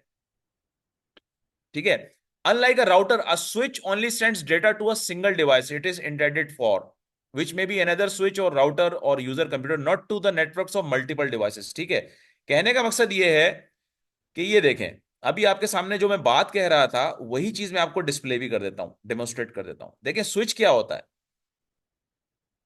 ये देखें, ये है switch, that is called switch. Switch क्या कर रहा है? कंप्यूटर ए को और कंप्यूटर बी को आपस में कनेक्ट करना है। मैंने एक वायर कनेक्ट की इसके लैन केबल से। मैंने एक लैन केबल होती है ना जो RJ45 की, आपके हर एक के सिस्टम में लगी होगी लैपटॉप में, वो आपने एक केबल ली और उसको यहां पे स्विच से कनेक्ट कर दिया। आपने घर के अंदर ये स्विच आपके घर के अंदर इंस्टॉल होगा और इसको आप एक पावर दे देंगे एडाप्टर के थ्रू, अपने इलेक्ट्रिसिटी के बोर्ड में लगाएंगे। 12 वोल्ट का एडाप्टर होगा जिसके थ्रू आप इस स्विच को ऑन करेंगे। उसके बाद क्या करेंगे, इसके अंदर स्विच के अंदर कुछ पोर्ट्स आती हैं, यानी डिफरेंट टाइप के स्विच आते हैं। 8 पोर्ट का स्विच भी आता है। ये फिजिकल पोर्ट्स हैं। ये वो पोर्ट्स हैं जो कि मिस सबा बात कर रही थी कि सर फिजिकल पोर्ट्स भी होती हैं। ये वो 65,535 वाली पोर्ट्स नहीं है, वो लॉजिकल पोर्ट्स होती हैं, वो कंप्यूटर सिस्टम्स के अंदर होती हैं, वो सर्वर्स के अंदर होती हैं। ये फिजिकल पोर्ट्स हैं। तो ये जो स्विच है इसके अंदर इस वक्त कितनी पोर्ट्स हैं? काउंट करें, 1 2 3 4 5। तो इसका मतलब ये 5 पोर्ट्स का स्विच है, 5 पोर्ट्स का स्विच है। तो अगर ये 5 पोर्ट्स का स्विच है तो मैं इससे कितनी कंप्यूटिंग डिवाइसेस को कनेक्ट कर सकता हूं? फिजिकल कंप्यूटिंग डिवाइसेस को कितनी को कनेक्ट कर सकता हूं वाया वायर्ड कनेक्शन, वायर्स के थ्रू, नेटवर्क वायर्स के थ्रू? उसमें 5। सिर्फ 5, जी एग्जैक्टली 5 कंप्यूटर्स कनेक्ट हो सकते हैं, 5 के अलावा नहीं होंगे। ठीक है, तो मैंने 2 कंप्यूटर्स ए एंड बी इनको कनेक्ट कर दिया। अभी भी मेरे पास 3 पोर्ट्स एम्प्टी हैं, वहां पर मैं 3 और कंप्यूटर्स को कनेक्ट कर सकता हूं। जब मैं इन पोर्ट्स पे कंप्यूटर्स को कनेक्ट कर दूंगा तो ये सारे जो, अच्छा अभी इस वक्त अगर मैं for example computer A computer B से बात करना चाहेगा, कोई भी मैसेज सेंड करना चाहेगा, तो वो मैसेज पहले कहाँ आएगा? इस स्विच पे आएगा और स्विच से इस कंप्यूटर बी तक वो मैसेज पहुंच जाएगा। यानी ये दोनों कंप्यूटर ए और कंप्यूटर बी, अगर ये इंटरनेट ना हो, मैं इंटरनेट की बात नहीं कर रहा, फर्ज कर लें ये राउटर ना हो, ये इंटरनेट ना हो, खाली ये स्विच हो और ये कंप्यूटर ए और बी हो और ये आपस में कनेक्ट करना चाहें, तो वो किस तरह कनेक्ट करेंगे? Via this switch, via this switch. इस स्विच के थ्रू ये आपस में बात कर सकते हैं। अगर ये स्विच भी नहीं होता तो फिर मसला हो जाता, फिर नहीं कनेक्ट कर सकते थे आपस में। तो इसका मतलब ये है कि कंप्यूटर ए और कंप्यूटर बी को आपस में नेटवर्क बनाने के लिए, आपस में लैन यानी लोकल एरिया नेटवर्क बनाने के लिए एक कंप्यूटिंग डिवाइस की जरूरत है, जिसको हम क्या कह रहे हैं? स्विच कह रहे हैं। ठीक है, अब फर्ज करें रिक्वायरमेंट ये आई कि कंप्यूटर ए और कंप्यूटर बी जो हैं उन्होंने इंटरनेट को भी एक्सेस करना है। यहां पर एक यूजर बैठा हुआ है, फर्ज कर लें क्लास में बैठे हुए 2 student, student A student B. Student A के पास कंप्यूटर ए है, स्टूडेंट बी के पास कंप्यूटर बी है। इन दोनों को असाइनमेंट मिला, टीचर ने असाइनमेंट दिया कि भाई आपने इंटरनेट पे चैट जीपीटी पे कनेक्ट करके कुछ डाटा को निकालना है, कुछ कुछ क्यूरीज हैं, कुछ क्वेश्चंस हैं, कुछ असाइनमेंट्स हैं जिनको बनाना है via with the help of chat GPT. तो क्या चैट जीपीटी लोकली तो इनको अवेलेबल नहीं होगा। अगर मैं फर्ज करें यहाँ से इंटरनेट का ये पूरा सेटअप ही खत्म कर दूं, ये पूरा सेटअप मैं वाइप आउट कर दूं, खाली इनको स्विच तक महदूद कर दूं, तो क्या ये इंटरनेट को एक्सेस कर पाएंगे? ये इंटरनेट को एक्सेस नहीं कर पाएंगे। तो इसके लिए क्या चीज चाहिए इनको? इनको राउटर चाहिए। और राउटर क्या करेगा? इनको वैन पे लेके जाएगा, इंटरनेट पे लेके जाएगा। ये जो राउटर के साथ ये जो इंटरनेट कनेक्ट है, दैट इज कॉल्ड वैन, वाइड एरिया नेटवर्क। तो मेरी जो रिक्वेस्ट ए होगी, यानी यूजर ए या स्टूडेंट ए होगा, अगर उसको चैट जीपीटी की वेबसाइट को एक्सेस करना होगा वाया द इंटरनेट, तो ये रिक्वेस्ट कैसे जाएगी, कैसे पास थ्रू होगी? ये ऐसे पास थ्रू होगी कि पहले ये स्विच पे जाएगी, और स्विच से कहां जाएगी? राउटर पे, और राउटर से कहां जाएगी? वैन के ऊपर। तो मुझे राउटर लगाना पड़ेगा।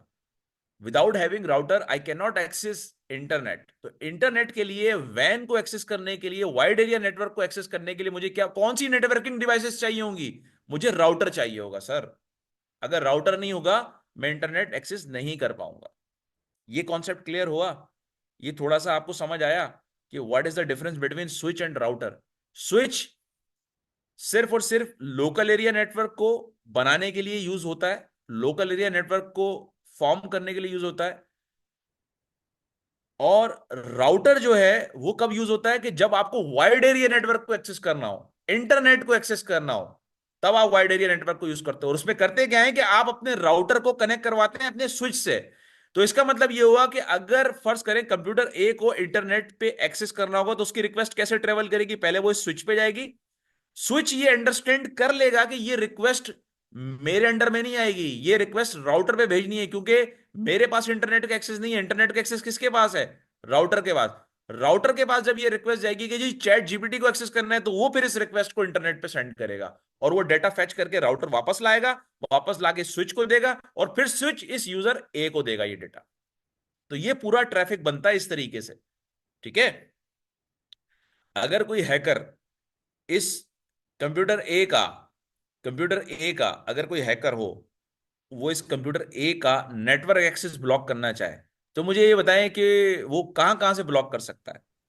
एक तो काम वो ये कर सकता है, इसका इसका केबल डिस्कनेक्ट कर दे। एक काम तो वो ये कर सकता है। वो तो फिर फिजिकल हैकर हो जाएगा, वो तो कोई चोर वोर ही होगा, डाकू जो उसके घर के अंदर घुस जाएगा। और उसका फर्ज वैन, करके है जी। उसको वैन के थ्रू जो उसका वाईफाई मॉड्यूल है उसको ब्लॉक कर हाँ, दे, वो बंद उसके कर थ्रू। सकता है। वेरी गुड, वेरी गुड यार, ये किसने बताया जवाब? नासिर, आप हैं? जी सर। माशाल्लाह, गुड गुड गुड। तो ये भी हो सकता है कि जी ये राउटर के ऊपर जाकर इसका जो भी नेटवर्क एक्सेस है, राउटर के ऊपर ब्लॉक कर दे, कि जो भी रिक्वेस्ट कंप्यूटर ए से आएगी, राउटर उसको ब्लॉक कर दे। तो इसका मतलब ये है कि कंप्यूटर बी तो बोलेगा, यानी कि स्टूडेंट बी बोलेगा यार मेरे पास तो एक्सेस पूरा ओपन है यार, मुझे तो इंटरनेट एक्सेस हो रहा है। और स्टूडेंट है बोलेगा यार मैं भी तो वही इंटरनेट यूज कर रहा हूं, मेरे पास तो नहीं चल रहा। तो इसका मतलब है राउटर पे कुछ ना कुछ ब्लॉकेज आई है, कुछ ना कुछ डिस्ट्रप्शन आई है। तो वो क्या हुआ कि राउटर को हैक कर लिया। किसने हैक किया?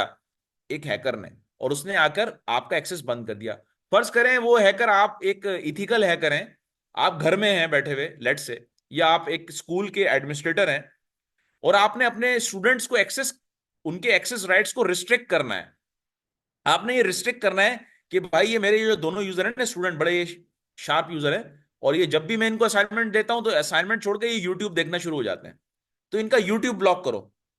तो अब आप मुझे ये बताएं, यूट्यूब ब्लॉक कहां करेंगे आप स्विच पे करेंगे? स्विच तो इतना इंटेलिजेंट ही नहीं है, स्विच का काम तो खाली कनेक्टिविटी प्रोवाइड नॉन करना है। Technical device sir. ये राउटर पे करेंगे आप। ठीक बेशक। है? तो router is a intelligent device, intelligent networking device, which you can use to restrict internet traffic, जिसको कि आप इंटरनेट ट्रैफिक को रिस्ट्रिक्ट करने के लिए यूज कर सकते हैं। यानी कि राउटर के अंदर क्या होती है? फायरवॉल भी होती है। ये वही वाली फायरवॉल है जो अभी लगी हुई है आप लोगों के ऊपर सब पे। देख रहे हैं ना, चीजें ब्लॉक हो रही है ना आपकी। तो वो क्यों हो रही है ब्लॉक? क्योंकि हमारा जो पाकिस्तान का राउटर है, उसके उसके ऊपर जो फायरवॉल है, उसके ऊपर आपका एक्सेस राइट्स को ब्लॉक कर दिया है। ठीक है? कि आप ये स्पेसिफिक साइट नहीं देख सकते, तो वो नहीं आपको नजर आती। आप अगर YouTube बंद करना चाहें, आप इस राउटर के ऊपर फायरवॉल पे डिफाइन कर दें, हाँ भाई ये जितना ट्रैफिक इस राउटर से निकल रहा है और स्विच पे जा रहा है, उनमें चेक करो कि YouTube तो कोई एक्सेस नहीं कर रहा। अगर कोई YouTube एक्सेस कर रहा है तो उन वाले पैकेट्स को ड्रॉप कर दो। तो वो सारे पैकेट्स जो यूट्यूब के होंगे, डाटा पैकेट्स, उनको वो राउटर ड्रॉप कर देगा। तो राउटर इसका मतलब है बहुत इंटेलिजेंट नेटवर्किंग डिवाइस है। ठीक है? यहां तक चीज समझ आई? तो मैं आगे बढ़ूं। क्लियर है? क्लियर है?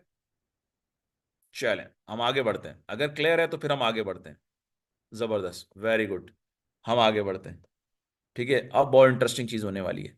तो इसका मतलब ये हुआ कि हमारे पास क्या है कि ये जो प्रिंटर है, लैपटॉप है, डेस्कटॉप कंप्यूटर्स हैं, इनको जो इंटरनेट का एक्सेस मिलता है, इंटरनेट का एक्सेस कैसे मिलता है? वाया राउटर मिलता है।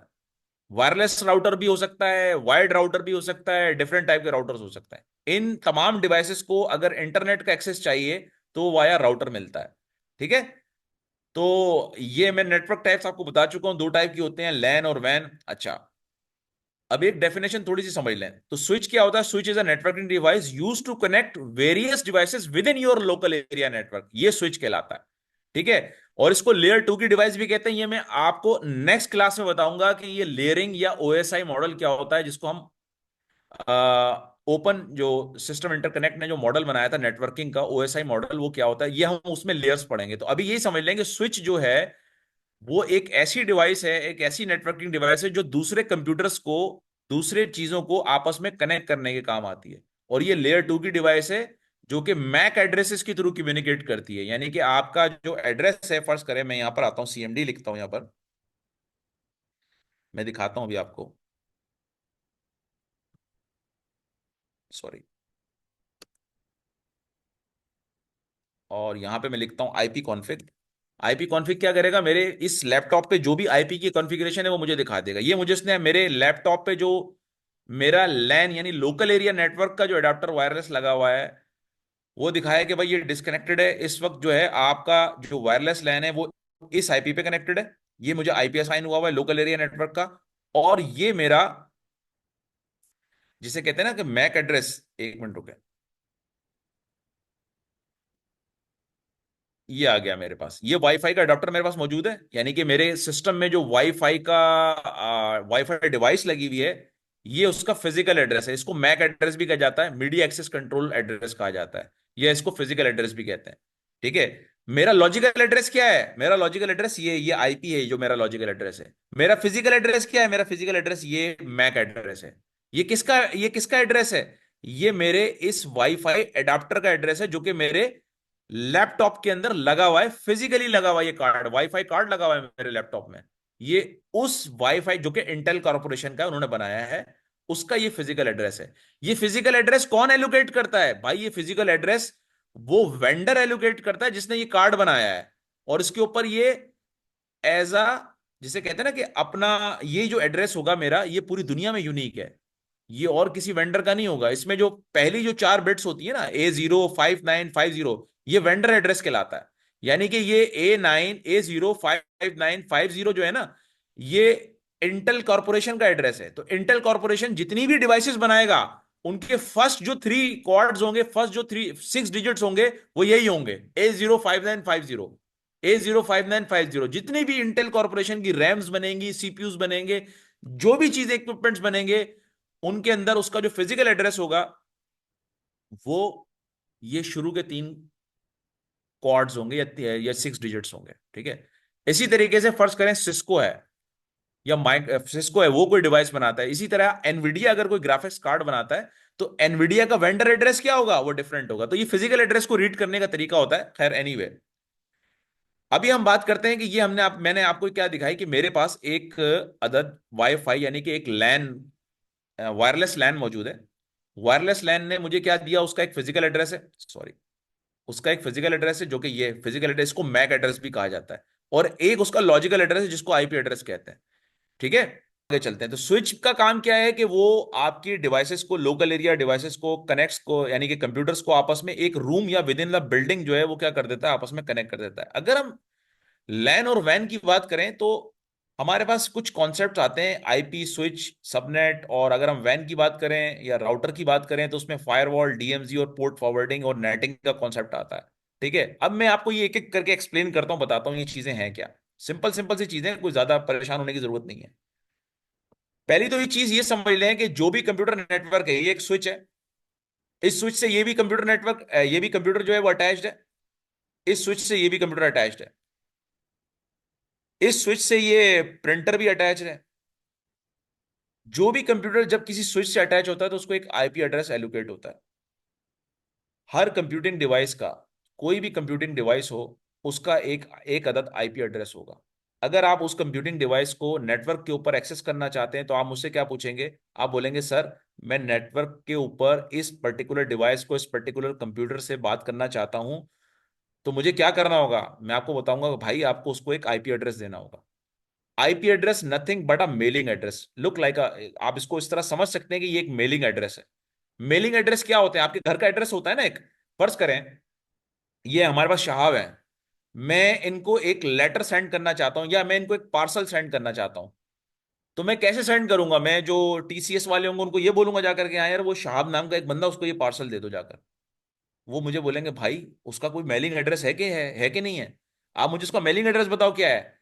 जब मैं उनको मेलिंग एड्रेस बताऊंगा कि जी वो फेडरल बी एरिया में रहते हैं, फलानी फलानी जगह पे रहते हैं, और उनका ये हाउस नंबर है और ये स्ट्रीट नंबर है और ये एरिया नंबर है और ये उनका मोबाइल नंबर है, तो वो मेरा जो राइडर होगा टीसीएस वाला वो पार्सल लेके साहब के घर तक जाएगा ना, क्योंकि मैंने उसको उसका मेलिंग एड्रेस बता दिया। तो अब वो वहां तक पहुंच जाएगा और वो जो भी डाटा मैंने उसको दिया है पार्सल की फॉर्म में ही दिया है वो उस तक पहुंचा देगा। ठीक है। लेकिन अगर मैं उसको मेलिंग एड्रेस नहीं देता तो क्या वो शहाब तक भाई शहाब तो पता नहीं कितने नाम के होंगे। तो इसी तरीके से आपके पास आईपी एड्रेसिंग होती है। जब आप एक लोकल एरिया नेटवर्क बनाते हैं, एक लोकल एरिया नेटवर्क को फॉर्म करते हैं, उसमें मुख्तलिफ कंप्यूटर्स को स्विचेस के साथ कनेक्ट करते हैं और ये लोकल एरिया नेटवर्क बन गया, लैन बन गया, तो इसका मतलब है हर कंप्यूटर को आपने एक यूनिक एड्रेस देना है। ये यूनिक एड्रेस जो होता है ये लॉजिकल होता है। ये फिजिकल एड्रेस की तरह यूनिक मतलब ये फिजिकल एड्रेस नहीं होता, ये लॉजिकल एड्रेस होता है जो कि चेंज हो सकता है, जो चेंज हो सकता है। लेकिन जिस वक्त ये एलोकेटेड है इस वक्त पूरे नेटवर्क में यूनिक होगा।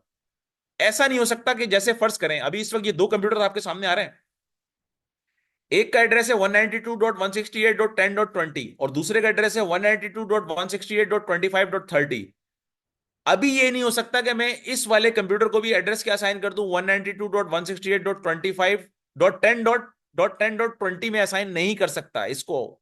नहीं, अगर मैंने ये वाला एड्रेस जो कि इस कंप्यूटर को असाइन है, यही आईपी एड्रेस मैंने इसको असाइन किया, तो आपका स्विच इस वाले कंप्यूटर को एक एरर थ्रो करेगा और इसको ये कहेगा कि ये वाला एड्रेस जो आप अपने आप को असाइन कर रहे हो it has already assigned to another computer. आप अपने आप को ये असाइन नहीं कर सकते। इसको कहते हैं आईपी कॉन्फ्लिक्ट। दो आईपीज में कॉन्फ्लिक्ट आ गया। आईपी कॉन्फ्लिक्ट कब आता है? जब आप सेम आईपी एड्रेस दो ऐसे कंप्यूटर्स को असाइन करते हैं जो एक ही लैन का पार्ट है, एक ही नेटवर्क का पार्ट है। हां, अगर ये एक अलग नेटवर्क का पार्ट होते दोनों, एक लैन ए का पार्ट होता और एक और लैन में यहां पर बना दूं और इसमें ये वाला कंप्यूटर उठा के यहां ले जाऊं, तो फिर मैं इसको ये वाला आईपी एड्रेस असाइन कर सकता था। लेकिन अगर वो, यानी ये ऐसा ही है कि भाई एक गली के अंदर, एक एक स्ट्रीट के अंदर क्या दो हाउसेस के नंबर सेम हो सकते हैं? नहीं हो सकते ना। ये तो फिर कॉन्फ्लिक्ट हो जाएगा, एड्रेसेस में कॉन्फ्लिक्ट आ जाएगा ना। तो ये सिमिलरली यही है कॉन्सेप्ट। ठीक है। तो आईपी एड्रेस क्या होगा? हर कंप्यूटर का जो भी लैन का पार्ट होगा, लोकल एरिया नेटवर्क का जो भी कंप्यूटर पार्ट होगा, उसको एक यूनिक आईपी एड्रेस देंगे। वो आईपी एड्रेस कैसे मिलता है? जब आप स्विच पे कनेक्ट करते हैं। ठीक है। उसकी एग्जांपल आप ऐसे भी ले सकते हैं। फर्ज करें आप एक स्कूल है, अगर आप इसकी एनालॉजी बनाना चाहें लैन की, लोकल एरिया नेटवर्क की, तो आप ऐसे बना सकते हैं कि जी एक स्कूल है, उसमें डिफरेंट क्लासेस हैं, class 10, class 9, class 12, class 11, class 10, class 11, class 12। अब यहां पर हर बच्चा जो भी क्लास 10 का है उसका एक रोल नंबर होगा। तो ये जो रोल नंबर है ये आईपी एड्रेस है। ठीक है। अच्छा, अब हम आते हैं, आगे चलते हैं। फिर हमारे पास क्या हुआ कि जी राउटर्स की डेफिनेशन मैंने आपको बता दी। Router is a networking device which sits between local area network and वैन or other networks to connect LAN devices to other network or internet. तो ये राउटर जो होता है इसका काम क्या होता है कि ये स्विच के दरमियान और वैन के दरमियान की डिवाइस है। ये स्विच को वैन से कनेक्ट करता है, वाइड एरिया नेटवर्क से कनेक्ट करता है राउटर। अगर आपको स्विच को एक्सेस देना है इंटरनेट का, स्विच से मेरी मुराद लैन है, अगर आपने लैन को एक्सेस देना है वैन का, तो उसके दरमियान राउटर लगाना पड़ेगा। बस ये सिंपल सी चीज है। तो इसको अगर हम स्कूल की एनालॉजी में समझना चाहें तो इसको समझ सकते हैं ऐसे कि जी जो आईपी होता है वो रोल नंबर होता है स्टूडेंट का, और जो स्विच है वो कैसे है कि फर्ज करें ये वाला जो बच्चा है क्लास 10 का, उसको क्लास 12 के बच्चे से कोई बात करनी है, तो हमने क्या किया हुआ है, ये 3 क्लासेस के दरमियान में एक प्यून बैठाया हुआ है। हम ये कह रहे हैं कि जो क्लास 10 का बच्चा होगा, अगर उसने क्लास 12 के बच्चे से बात करनी है, तो वो क्या करेगा, वो अपनी बात इसको बताएगा, किसको, इस प्यून को बताएगा, और ये फिर आगे कम्युनिकेट कर देगा। तो यहाँ पर प्यून का जो रोल हो गया इस स्कूल के अंदर, इस स्कूल की बिल्डिंग के अंदर, वो स्विच का रोल हो गया। ठीक है।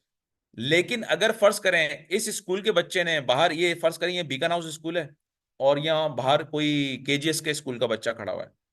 अब ये बीकन हाउस के स्कूल का बच्चा जो है वो केजीएस के स्कूल का बाहर है, यानी कि एक और स्कूल का मैं अगर यहाँ बिल्डिंग बनाऊं इस तरफ, वो उससे बात करना चाह रहा है, तो ये इस प्यून के थ्रू कम्युनिकेट नहीं करेगा। फिर बाहर वो कहेगा कि स्कूल के दरवाजे के बाहर एक सिक्योरिटी गार्ड भी खड़ा हुआ है, तो वो जो सिक्योरिटी गार्ड है उसको फिर बाहर के, यानी कि किसी दूसरे नेटवर्क से बात करनी है। इस वाले नेटवर्क के बच्चे को, एक ये स्कूल है ए, इसके नेटवर्क के बच्चे को किसी दूसरे स्कूल के इसी क्लास के बच्चे से बात करनी है, तो फिर यहां पर बाहर उसको चौकीदार से पहले इजाजत लेनी पड़ेगी। वो जो चौकीदार है, वो जो बड़ा सिक्योरिटी गार्ड बैठा हुआ है बाहर, वो आपका राउटर है। यानी अगर लैन को किसी बाहर बड़े कंप्यूटर नेटवर्क से बात करनी है, किसी वैन से बात करनी है, तो पहले उसको इस राउटर से गुजरना पड़ेगा, और ये राउटर इस लैन के पीसी को, यानी कि इसको कनेक्ट करवाएगा बाहर के नेटवर्क से। ठीक है। इसको हम इस तरह से भी देख सकते हैं, इस तरह से देख, ठीक है, इस तरह से देखें। अगर लैन ने बात करनी है यहां इंटरनेट से, तो वो कहां से होता हुआ जाएगा, वो राउटर से होता हुआ जाएगा। ठीक है। मजीद आगे चलते हैं। अच्छा, यहां तक चीज समझ आई है आपको? लैन, वैन, राउटर, इनका कॉन्सेप्ट समझ में आया कि स्विच क्या करता है, वैन क्या करता है, राउटर क्या करता है, ये चीज समझ आई? अगर ये चीज समझ आ गई है तो एक छोटा सा असाइनमेंट नोट कर लें, मैं बता देता हूं आपको। अच्छा, फायरवॉल समझाना थोड़ा सा अर्ली हो जाएगा, लेकिन चले फिर भी मैं चले थोड़ा समझा देता हूं फायरवॉल क्या है। अभी आप ये नेटिंग को छोड़ दें, अभी हम सिर्फ फायरवॉल की बात करते हैं। ये जरा फायरवॉल जरा हॉट टॉपिक है पाकिस्तान में भी, तो ये जरा समझ लें। देखें, ये लैन है, ये एक लोकल एरिया नेटवर्क है, इसके अंदर एक कंप्यूटर सिस्टम है। इस कंप्यूटर सिस्टम को ये वैन में एक, यानी इंटरनेट के ऊपर एक कंप्यूटर सिस्टम लगा हुआ है। ये गूगल का फर्ज कर लें कंप्यूटर सिस्टम है, ये जो ग्रीन वाला फर्स्ट है ना, 62.13.29.50, इसको मैं लिख देता हूं। 192.168.10.20 जो है, वो कम्युनिकेट करना चाह रहा है किससे? 62.13. ये सब आईपी एड्रेसेस हैं। ठीक है।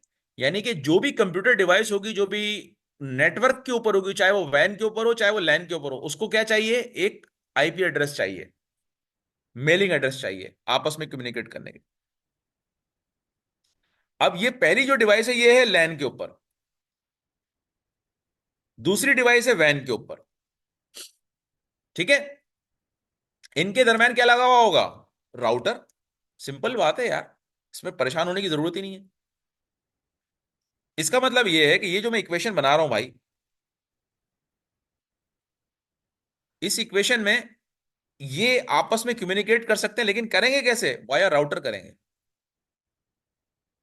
क्योंकि एक आईपी एड्रेस आपके पास वैन का है, एक आईपी एड्रेस आपके पास लैन का है। ठीक है। तो लैन और वैन आपस में बात कैसे करेंगे? Via router. सिंपल। अब क्या हुआ कि मैं ये चाह रहा हूं कि ये जो आईपी एड्रेस है, ये एक मासूम से बच्चे का आईपी एड्रेस है, जो कि मोबाइल हाथ में पकड़ के बैठा हुआ है और वो यूट्यूब देख रहा है। अब मैं ये चाह रहा हूं कि यार ये बच्चा मेरा जो है ना, बहुत ज्यादा इसका स्क्रीन टाइम हो गया, और ये हर वक्त बैठ के पोएम्स देखता रहता है, तो मुझे चाहिए कि मैं इसका यूट्यूब ब्लॉक करना चाह रहा हूं। ठीक है। तो मैं क्या करूंगा, मैं अपने राउटर यानी चौकीदार से, मेन चौकीदार सिक्योरिटी गार्ड तो यही है ना, अगर आप स्कूल की एनोलॉजी में बात करें, अगर ये बच्चा मेरा मेरा जो स्कूल का नेटवर्क है उससे आउटसाइडर किसी, कोई एक बंदा आ गया, वो एक एक पर्सन आ गया अननोन, उसने आके सिक्योरिटी गार्ड को बोला कि यार मुझे ये फलाने क्लास 10 का जो बच्चा है ना, इसको ये चॉकलेट देनी है। तो ये सिक्योरिटी गार्ड कभी इसको अलाउ करेगा चॉकलेट देने को? कभी नहीं अलाउ करेगा। बोलेगा यार तुम तो अननोन पर्सन हो, तुम तो हो ही नहीं, पता नहीं क्या दे रहे हो तुम इसको। तो यहां पर ये सिक्योरिटी गार्ड जो होगा, ये जो राउटर होगा, ये एज अ फायरवॉल के तौर पे काम करेगा।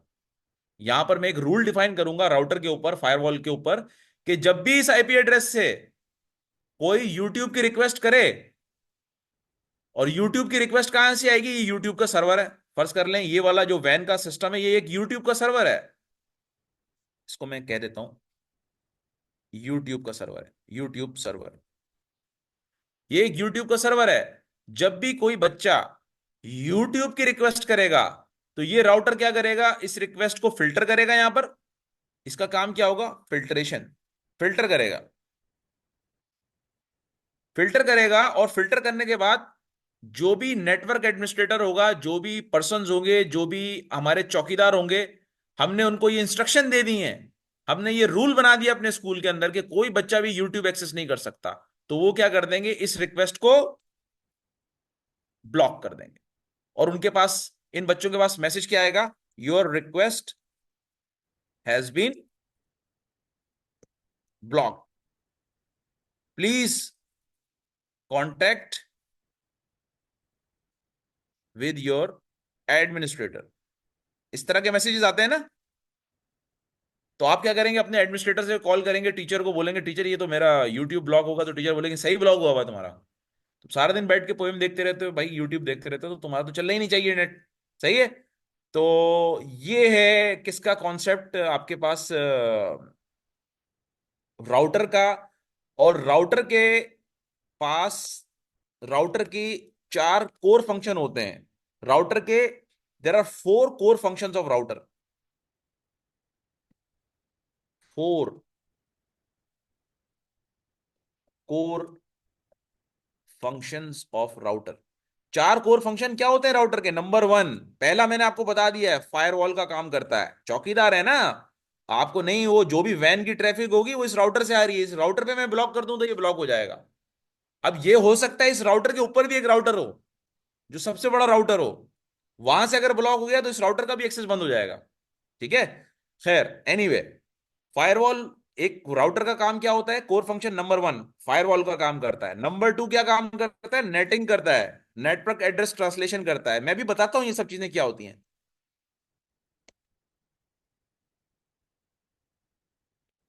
नंबर थ्री क्या करता है सर? पोर्ट फॉरवर्डिंग भी करता है,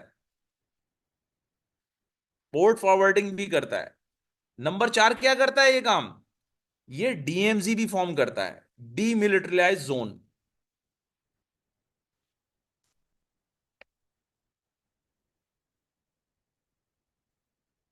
डीमिलिटराइज जोनिंग भी करता है। ठीक है, डीमिलिटराइज जोनिंग भी करता है ये। तो ये चार काम है जो राउटर के हैं, चौकीदार के आपके। इसमें से एक काम आपको समझ आ चुका है, और वो कौन सा है? वो फायरवॉल का है। यानी अगर मैं अपने घर के अंदर जो मेरा राउटर लगा हुआ है, जो मेरा वैन से कनेक्टेड है, अगर उस पर मैं कोई चीज ब्लॉक करना चाहूं कि भाई मेरे घर में रिस्ट्रिक्शन है, या फर्ज करें स्कूल के अंदर है, आप स्कूल के अंदर हैं या कॉलेज के अंदर हैं या यूनिवर्सिटी में हैं, और वहां पर आप ये चाह रहे हैं कि स्पेसिफिक वेबसाइट्स हैं जो कि एक्सेस ना हो इंटरनेट से हमारे स्टूडेंट्स को, ठीक है, बाकी वेबसाइट्स वो एक्सेस कर सके बट यूट्यूब एक्सेस ना कर सके। मैं बना लेता हूं अपने पास एक, यूट्यूब एक्सेस ना कर सके, यूट्यूब एक्सेस को ब्लॉक करना है। और क्या करना है भाई? और जी, हाँ, और एक मैंने काम और करना है कि यूट्यूब के अलावा सेकंड रूल क्या बनाना है मैंने? सेकंड रूल ये बनाना है कि इसके अलावा यूट्यूब के अलावा कौन सी होती है, कोई वेबसाइट है जो कि ट्यूब की, हाँ, ट्विच को यूज ना कर सकें। ट्विच को एक्सेस वो भी ब्लॉक करना है। और क्या बिली करना है भी, भाई? है जी, क्या होता है? बताएं बताएं बताएं। बिली बिली, नेटफ्लिक्स। हाँ, बिली बिली। नेटफ्लिक्स, नेटफ्लिक्स भी ब्लॉक करनी है ना, यूनिवर्सिटी में तो अलाउ नहीं है ना भाई, नेटफ्लिक्स पे क्या कर रहे हो बैठ के यार आप? नेटफ्लिक्स का एक्सेस ब्लॉक करना है। ये तीनों रूल मैं कहां डिफाइन करूंगा भाई, ये बता दें आप। अगर मैं ये एक्सेस फायरवॉल ब्लॉक में। करना चाहता हूं अपने यूजर्स का, तो ये तीनों रूल मैं कहां डिफाइन करूंगा? ये रूल्स हैं, फायरवॉल में। फायरवॉल्स के रूल्स हैं, ये मैं फायरवॉल पे डिफाइन करूंगा, यानी कि राउटर्स पे डिफाइन करूंगा। फायरवॉल रूल्स कहलाते हैं। मैं ये डिफाइन कर दूंगा और अपनी फायरवॉल को बता दूंगा कि जब भी कोई पर्सन यूट्यूब के सर्वर को एक्सेस करना चाहे, ट्विच के सर्वर को एक्सेस करना चाहे या नेटफ्लिक्स को एक्सेस करना चाहे, आप उनकी रिक्वेस्ट को सिंपली ब्लॉक कर दें। ठीक है, ये मैंने फायरवॉल पे रूल बना दिए। तो इसका मतलब ये है कि इसको अगर मैं लिखूं तो इसको मुझे यहां लिखना चाहिए फायरवॉल के फंक्शन में। कैसे? ऐसे कि ये मेरी फायरवॉल है। ये किसका फंक्शन है फायरवॉल का? ये फंक्शन है राउटर का। तो मैं राउटर के ऊपर क्या चार रूल डिफाइन करूंगा, सॉरी,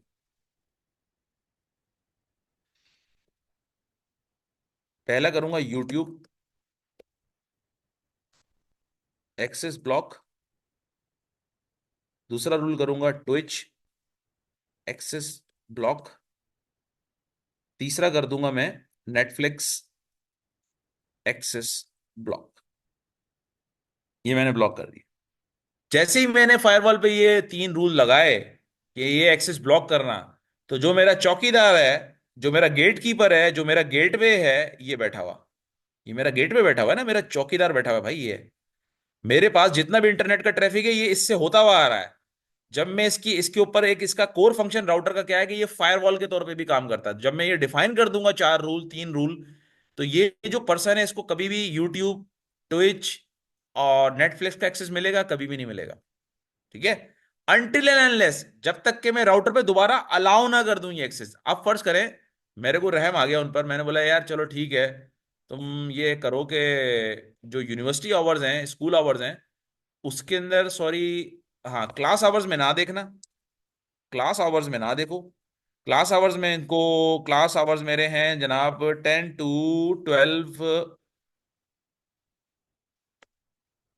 12 PM।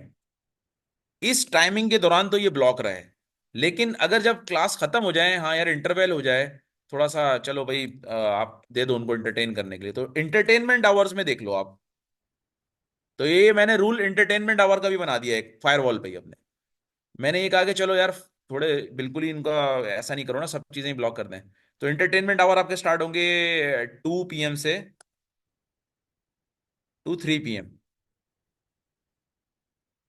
तो ये मैंने टाइम बेस्ड एक्सेस कंट्रोल लगा दिया कि इसमें क्या करेगा फायरवॉल, क्या करेगा इन वाली वेबसाइट को अलाउ कर देगा, और जैसे ये टाइम एक्सपायर होगा फिर दोबारा से चीजें मेरी ब्लॉक हो जाएंगी।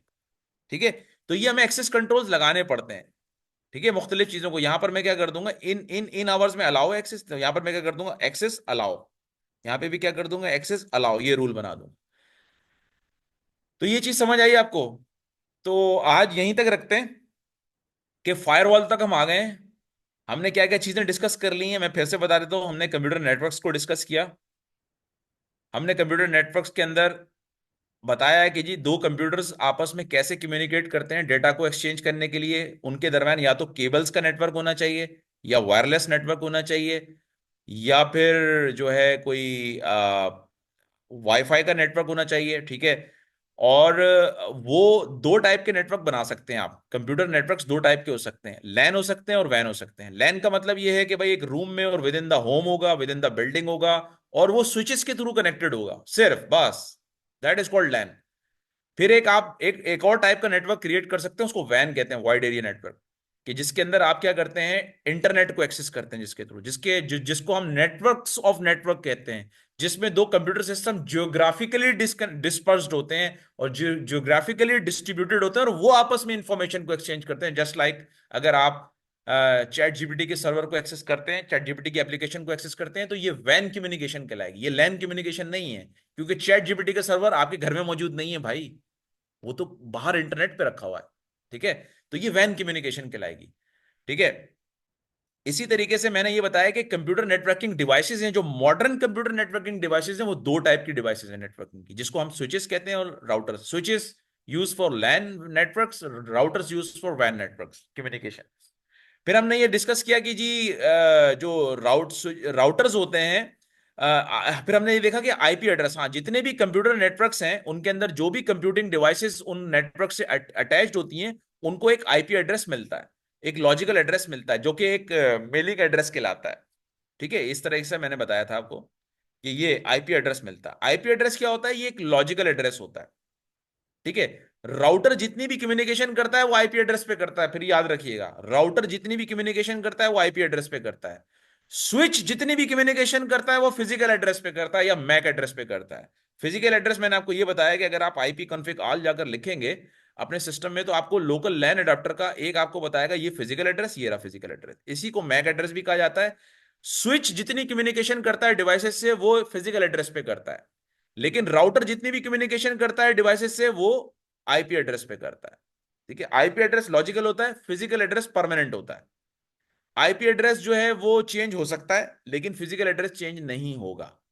फिजिकल एड्रेस में जो पहले जो 3 पार्ट्स होते हैं, पहले जो 6 कैरेक्टर होते हैं, वो उस ओईएम, उस मैन्युफैक्चरर का आईडी होता है जिसने वो लैन कार्ड या लैन अडॉप्टर या वो जो भी कार्ड है वो बनाया होता है, ये उस वेंडर का एड्रेस कहलाता है। ठीक है, ये स्टैंडर्डाइज होते हैं प्रोटोकॉल। फिर मैंने आपको ये बताया कि जी कम्युनिकेशन के लिए, नेटवर्क कम्युनिकेशन के लिए आपको एक स्पेसिफिक प्रोटोकॉल चाहिए होता है और एक स्पेसिफिक पोर्ट चाहिए होती है। तो हमारे पास पोर्ट्स 2 टाइप की होती हैं। फिजिकल पोर्ट्स तो वो होती हैं जैसे लैन कार्ड की पोर्ट हो गई, बैटरी के चार्जर की पोर्ट हो गई, या और दूसरी स्विच की पोर्ट हो गई, ये फिजिकल पोर्ट्स कहलाती हैं। ठीक है। लॉजिकल पोर्ट्स वो होती हैं जिन पे ये आपका HTTP, FTP, SSH, ये सारे जो बात करते हैं ये लॉजिकल पोर्ट्स पे बात करते हैं। और ये कितनी होती है किसी भी कंप्यूटर सिस्टम में, ये मैंने बताई 1 से लेके 65,535 पोर्ट्स होती हैं। ठीक है, जिसमें से 1 से लेकर 1024 तक जो पोर्ट्स होती हैं ये रिजर्व पोर्ट्स कहलाती हैं। इन पे कंप्यूटर सिस्टम अपनी कुछ रिजर्व सर्विसेज को रन कर रहा होता है। ठीक है, तो इन पोर्ट्स को हम यूटिलाइज नहीं करते जब भी हम अपनी अपनी एप्लीकेशंस को चलाते हैं। यानी अगर मुझे अपने Next.js की एप्लीकेशन को रन करना है तो मैं उसको 3000 पोर्ट नंबर 3000 पे रन कर रहा हूं, मैं 5000 पे रन कर रहा हूं, मैं उसको क्यों नहीं 500 पे रन कर रहा? क्योंकि ये सबको पता है, ये जो लोग जिन्होंने Next.js भी बनाया, ये उनको भी पता है कि यार हमें 5000 पोर्ट नहीं देनी, 500 पोर्ट सॉरी नहीं देनी, क्योंकि ये तो हमारी उस पोर्ट रेंज के अंदर फॉल कर रही है जिसके अंदर कंप्यूटर सिस्टम की अपनी इंटरनल सर्विसेज चल रही होती हैं। तो हमें इस रेंज से बाहर की पोर्ट देनी है ताकि हम सक्सेसफुली अपने प्रोग्राम को, अपनी सर्विस को चला सकें। तो उम्मीद मुझे ये है कि ये चीजें आपको समझ में आ गई होंगी। और फिर मैंने ये बताया था कि जी आपके पास क्या होता है, राउटर के अंदर 4 कोर फंक्शन होते हैं। राउटर के 4 कोर फंक्शन होते हैं, वो मैंने लिखवाए हैं आपको। वो 4 कोर फंक्शन क्या होते हैं जी? राउटर जो है वो नेटिंग करता है, यानी नेटवर्क एड्रेस ट्रांसलेशन करता है, ये हम बाद में पढ़ेंगे। हमने आज सिर्फ एक फंक्शन को कवर किया, फायरवॉल को, ये जो कि क्योंकि बड़ा कॉमन है, इजीली समझ में आ सकता है, तो इसलिए मैंने पहले फायरवॉल के फंक्शन को कवर किया। इंशाल्लाह नेक्स्ट क्लास के अंदर मैं राउटर के बाकी जो 3 फंक्शन है, यानी नेटिंग कराऊंगा, DMZ बताऊंगा और पोर्ट फॉरवर्डिंग कराऊंगा। ये मैं आपको बताऊंगा कि ये राउटर किस तरह से करता है ये काम। ठीक है, तो कोई अगर क्वेश्चन है किसी का तो प्लीज बताएं, समझ में आई या नहीं आई या चली गई, बताएं। अगर कोई क्वेश्चन है तो पूछें प्लीज, आप अपने आप को अनम्यूट करें और पूछें, क्योंकि ये बहुत कोर कॉन्सेप्ट है। और ये कॉन्सेप्ट अगर आपको आ गए हैं तो भाई आप लोग समझ सकते हैं काफी चीजें, और आपको पता चल जाएंगी चीजें। अगर कोई क्वेश्चन नहीं है तो फिर हम इसको वाइंड अप कर देते हैं क्लास को। ठीक है, एंड कर देते हैं। तो बेसिक नेटवर्क कंप्यूटर, यानी कंप्यूटर नेटवर्क की अंडरस्टैंडिंग हो गई। नाउ अब आप क्या कर सकते हैं, आप साइबर सिक्योरिटी के कोर्सेज ले सकते हैं।